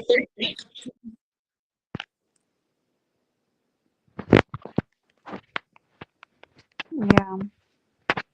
Oh, yeah, I they're had cute. one and she was just not friendly. And I think she might have been blind. And that's the end of That that would make story. sense. She disappeared one day because she wouldn't go inside. She was all by her lonesome and something happened to her and I don't know what, but tried to put her up and catch her and then she'd try to attack you, but then she would start looking for you at the same time. Like it was really weird. She might have had a neurological problem or maybe possibly blind because it was like I would be right there and she would look for me and then but if anything came near her, she'd go on attack mode. It was really strange. But she was an African goose, which are really pretty, by the way. I highly recommend. Yes. Yeah, I was looking for like personality and kindness and stuff like that because I have 2 kids. And me and the kids went and got Ghazi in the first place, but I spent more time with him than they did. So they got chased a couple times, but got close to it a couple times too. But yeah, I heard African ones are quite rare. They're becoming more and more rare. buff goose is quite rare as well, but it's like really, really kind and kind of the offshoot of, oh man, I can't remember what it's called. It's from Europe. But it kind of looks the same, but it's got like the little dip in its throat, kind of like me. Um, no, like you said, it didn't want to go in with the chickens. Like I built a coop for winter. I built it for the chickens and the goose. I had a particular thing built for the goose. And the first time it went in, second time it was like fighting with all its might not to go in there. And then I used to tease Hercules. I don't know if I told you this or not, but he'd poke her head through the chain link fence and be messing with Hercules, and Hercules actually grabbed onto her head and plucked it off. And I was just like, it's so weird. Like I came home, where's Ghazi? Where's Ghazi? Yeah, and so I'm looking all around for her, and then I went out and checked on the dogs, and I looked over and I saw her body on one side of the fence and her head on the other side. So yeah, Hercules kept her from, playing through the fence. So this time I gotta put I don't know if you know about that deer netting. It's kind of orangish or whatever. Put some deer netting over it so that doesn't happen again. Yeah. It really upset me. I'm like, Vern, you gotta go out and collect her. And then once the ground thawed, I buried her. He said, oh man, I didn't mean for you to have to do that. But no, that's my little goose. That's my little baby. But yeah, she's a good goose. Yeah, I'm hoping for good things for this. And the price of eggs and everything, I bought 250 egg cartons. I brought stamps to stamp the egg cartons. And I'm hoping that can be my new income. I don't know. Yeah. I'm more hoping I get a Hell, vehicle. I need some eggs. I need a chicken. I need a chickie. Definitely. I love my chickens. So have you had any paranormal stuff happening lately? Well, I've been thinking about in the desert, it's kind of crazy here as far as I don't know. I've been thinking in the future if there's another state that I would like to live in. And so I've been kind of just looking at different places and pros and cons and stuff. Not anytime soon, but at some point. Or getting some land somewhere, and I've been having dreams about these places without actually looking too, like just kind of envisioning, and then I have these dreams about living there and stuff, and then sometimes I'm like, oh no, can't do that, and the dream deters me from wanting to go visit that place. So I think maybe not paranormal, but a little bit paranormal in a way. Um, I have felt just a lot of energies lately.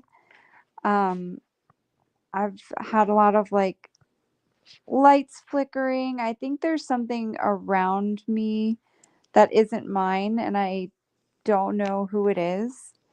But I definitely have felt that there's a spirit around that I don't claim as one of my, ancestors or anything that's been around, but it doesn't seem harmful or anything. It's just kind of there. It might be one of Ross's relatives or someone I know. That's the vibe I get. But I haven't That's seen what I was them thinking. or It came from Ross.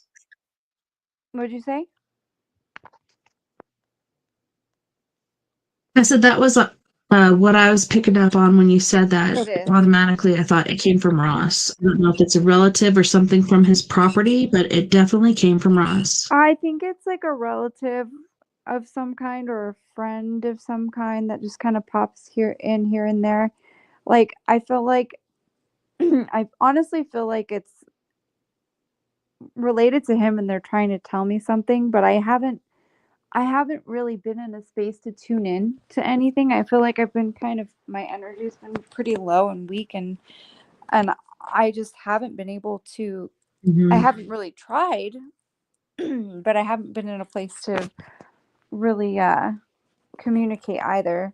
And I'm kind of scared too, honestly, because it can be draining sometimes.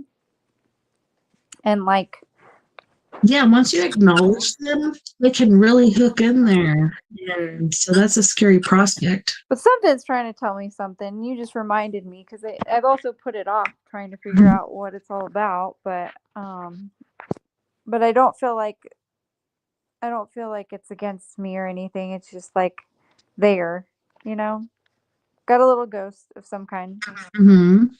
Trying to tell you something. Mm-hmm. A lot of light. So Adrian was asking. Adrian is wondering if you're from the future. I know you're from the upside down, but is that the same as the future? That's a good question. I've been wondering lately if we're not all like half of us AI. And here's what I do think. I think if there's holes in space and time and timelines are being shifted, I do think there's a lot of souls that it's possible that they could incarnate from a future time. And in order to make waves and changes to not allow certain things to happen, I think it's very possible. I think a lot of us could be, or definitely definitely don't feel from here. Like, but Right. you know, Oh no, oh no. but I think a lot of it. No, like forever, I was saying like Martians. We're from Mars. And then I learned more, like more and more things are coming out. Like there's a fracture across the earth, and I'm like, that is totally uh, nuclear. Like that is a nuclear sort of freaking laser. Like it's weird. Was this a laser and nuclear? How do you do that? But it caused a fracture across the earth. And then more studies that they've done, supposedly. So I'm not sure if they've really been there or not because they've lied about a lot of stuff, but it's showing that there is radiation along those fissures and fractures. And also, it's showing rust on that planet, which you can't have rust without water. So, I don't know, there's so much stuff going on with that. It's intense. Yeah. Yeah, there's what is it called? There's it's like hearing about some like Indiana Jones type stuff. There's like a box with Like the Ark. There we go. The Ark. Have you heard about that stuff? Oh my gosh. Okay, so recently, so I was going shopping for like I believe it was sushi stuff. I got a lot of stuff for sushi, but I didn't get everything. So I was listening to a show about Mars and these different things like structures within craters, and then shadows of giants and different things like that. Like to me, it's mind blowing. And I don't know, like since forever, I always believe like we're not Earthlings, we're actually Martians. And the fact to go back there one day, I don't think that's going to happen for a very long time, even though Elon is like, let's go. I don't think that's meant to be for quite some time. I don't think it could sustain us, really. It used to, but not anymore because of what we did. And just like we're about to do here too. It's really scary to think about it. And there's so many different planets out there that can retain humans, but at the same time, it takes millions of years to get there, supposedly. I don't know. The whole thing that he was doing with, hey, you can go to Mars. You can go to Mars and, build your own structures and make your own, greenhouses, et cetera, and begin life on Mars. How sustaining or what is the word for it? Not happiness inducing, but it's along those lines. Like how are you going to be happy there? How are you going to feel fulfilled to be on Mars? Like, is it basically a suicide mission? Are there things still there that are underground? I don't know. So many questions that we don't know.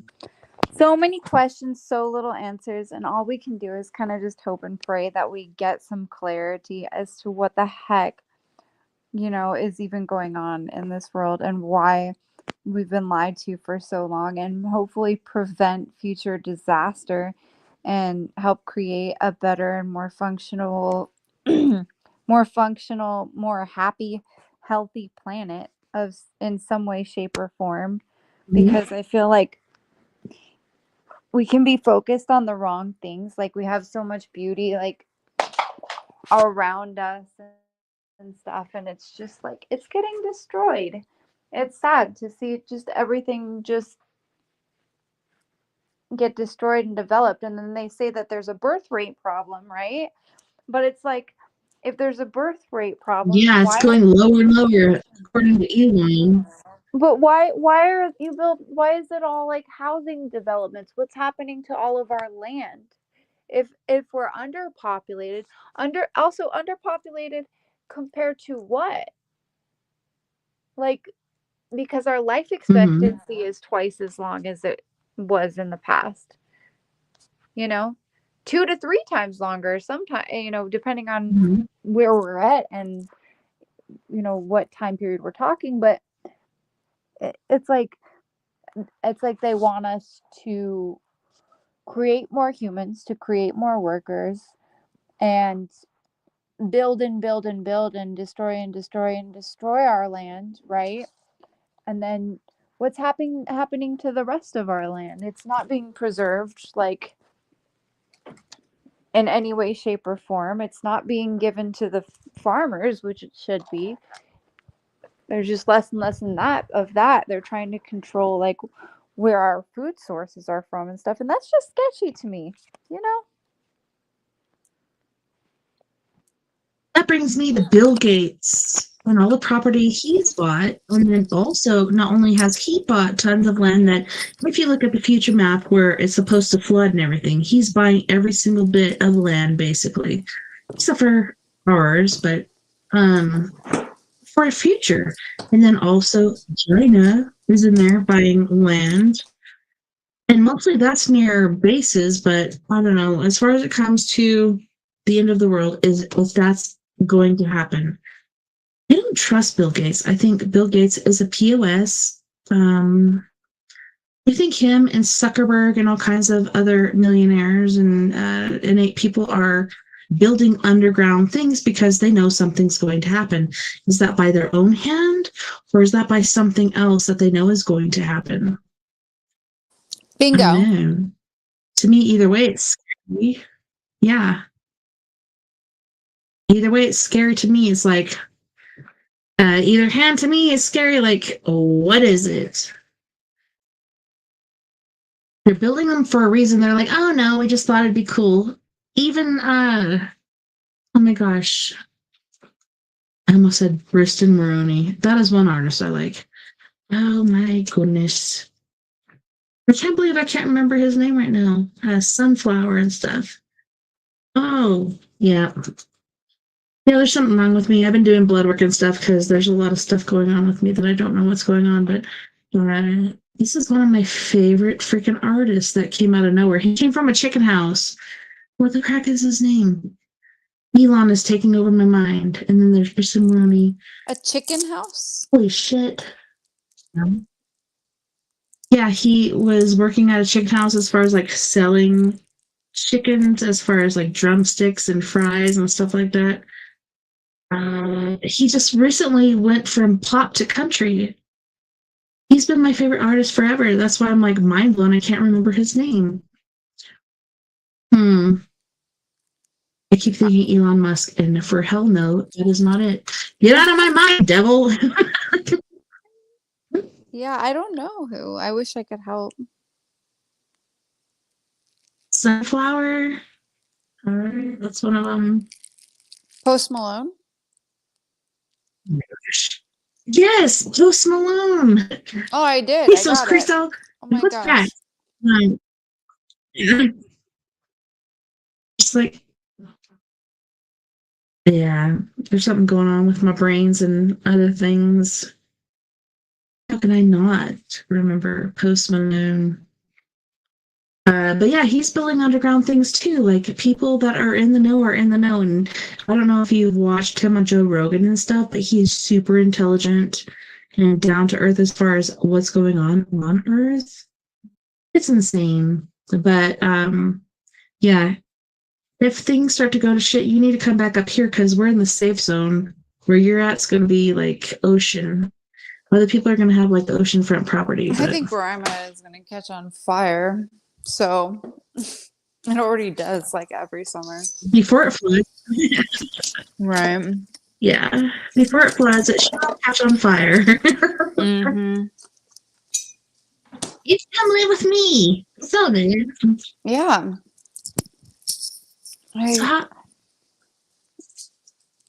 I would like to come back up there like pretty soon. I'm going to. It's been too long. Seriously. And like we have our house, then we have a trailer. Not a trailer, but it's like a fifth wheel next to our house that I could clean out and you could just have your own space. But I super miss you. Yeah, when you were talking about that thing earlier, I was like, are you here? And like, no. Oh, you're my bestie. And I have one other bestie, and that's my bestie from junior high. And you're my bestie from recent life.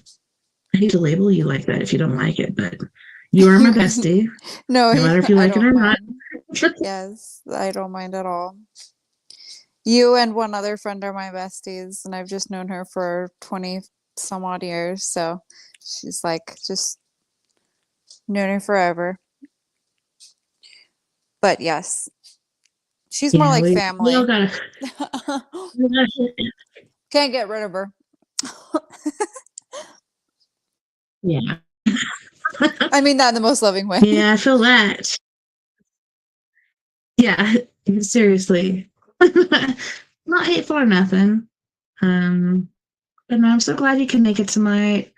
I was totally off on time. I thought you were talking about 8 o'clock my time. I'm like, hell yeah. I could let it go for an hour, but let's go half an hour and then we'll I go from totally 7:30 till whenever. And you're like, no, we were on the same time. What happened? And I was like, oh shit. I don't know. Is it 10:52 there? Or is it 11:52? It's 9:52. Oh shit. Yeah, what the hell did happen? That's weird. Yeah, because I started at 7:30 instead of 7 my time, so that would have been 6:30 your time. Okay, that's what happened. You Yeah. weren't getting out until 8 your time. Yep. That's what happened. Now I get it. Yeah, I thought we were still on the same time for some reason. Weren't we on the same time? We were till time change happened. I think it was last week or the weekend before. Yeah, time change crept back in. I'm like, we need to just obliterate it, get rid of it. If Trump does something big, it should be that. Right? Let's all be on the That same. sounds like an Elon thing. And as far as yeah, as far as Eastern and Central and whatever, like we're all going to have our own timelines, but Arizona stays the same. Arizona never changes. Can we just do that in the Western or Mountain Hemisphere? I don't think That'd be California great. changes either. I don't think so. Because I they're don't on know. Pacific. They're on Pacific Standard Time. We're on Yeah, it's like such a pain in the Mountain ass. Standard Time or something. And then you guys are on like And I thought it was like I don't know. we're on Mountain Standard. California is on Pacific. But no, I was telling Vern, I'm like, can we just all go to the same time? Like, why do we have to do time change? And I thought it was like World War One, could be two, but I think it's one.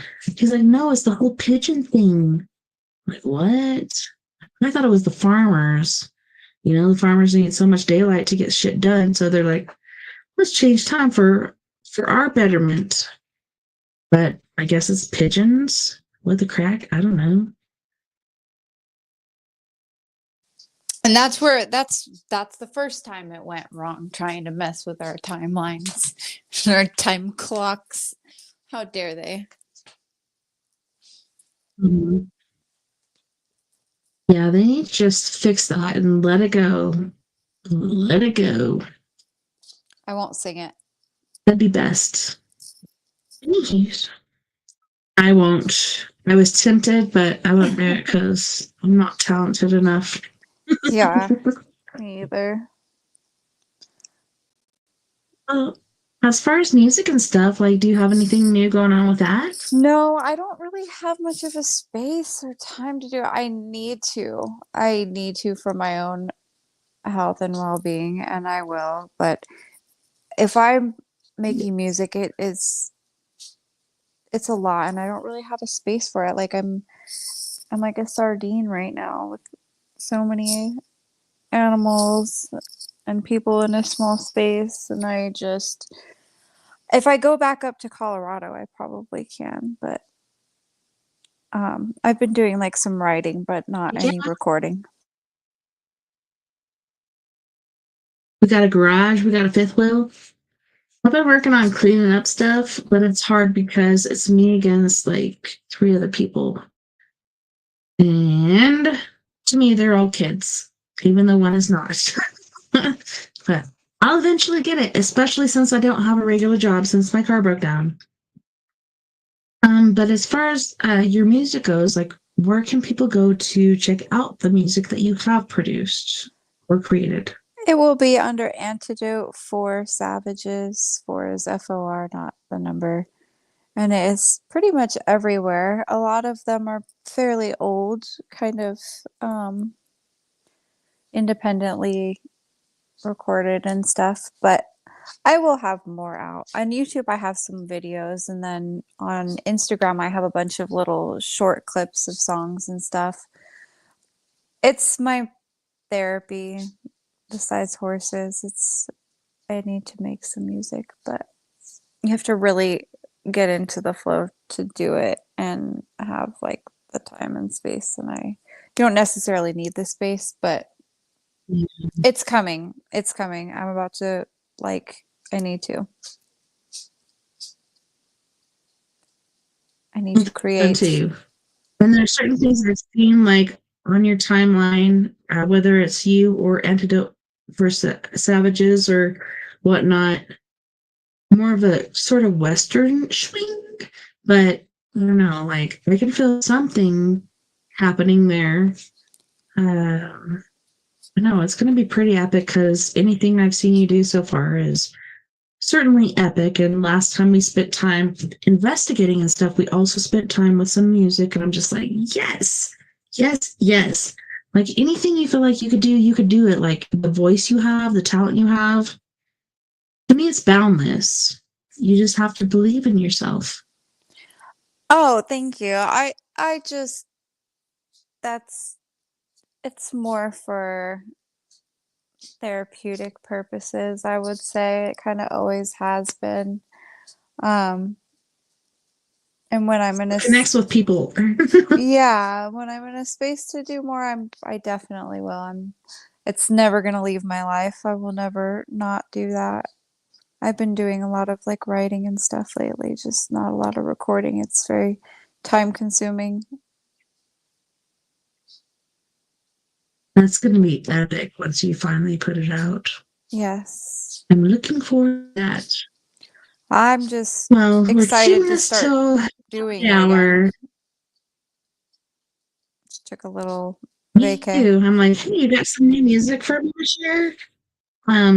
Yeah, the old music is still thumbs up for us. Like even Adrian, he's like, hey, can you play another Antidote for Savages song before you go? So I have one pulled up to play, but I just want to thank you for coming in as you could. I know you had to work and stuff, and TikToks tonight, they were pretty interesting, but not as interesting as my following. Generally, I go with following, but I did the For You one, and there's a lot of advertisement and different things like that. But I'm so glad you could make it, and we got to hang out for a little bit. And I don't want to keep you too long. I would keep you for hours if you'd allow it.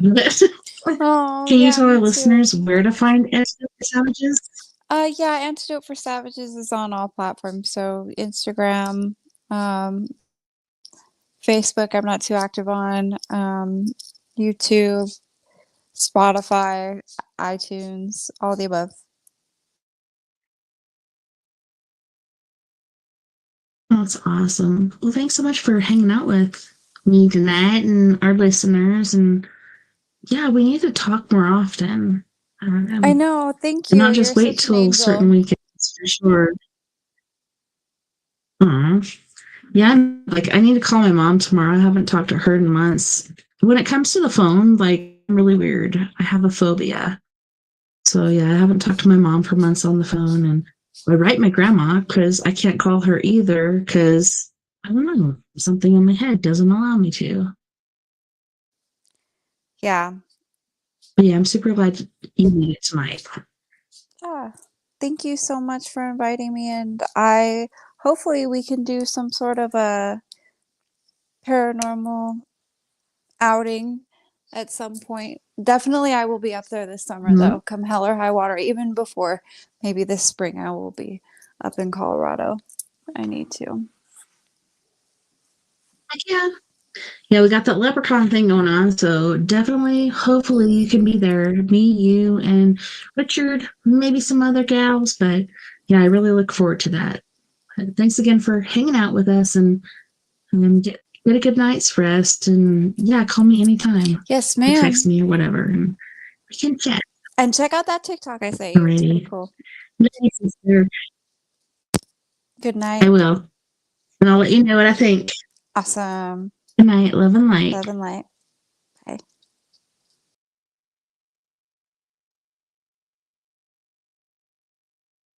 And good night to all my friends and listeners out there, whether you are on We Are Paradox Media's Facebook, which we're not live there anymore, YouTube, I almost said Periscope, but iHeartRadio, anywhere you listen to podcasts, for sure, YouTube and Twitch.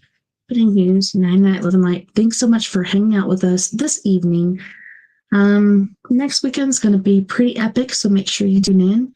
And thanks so much again for hanging out with us. Night Live and Light. Take care of my use, and I will see you back here. Same crazy damn time, same crazy damn place.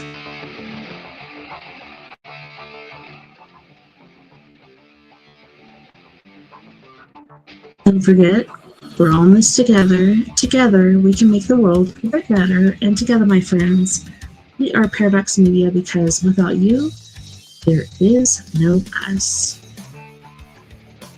Don't work too hard this coming week. Enjoy the rest of your weekend, which we have a whole nother day going, but you know, I'll see you back here. Same crazy time, same crazy place tomorrow. Tomorrow night we have story time with me, Tessa TNT, and it's a totally different story. So I'll see you soon.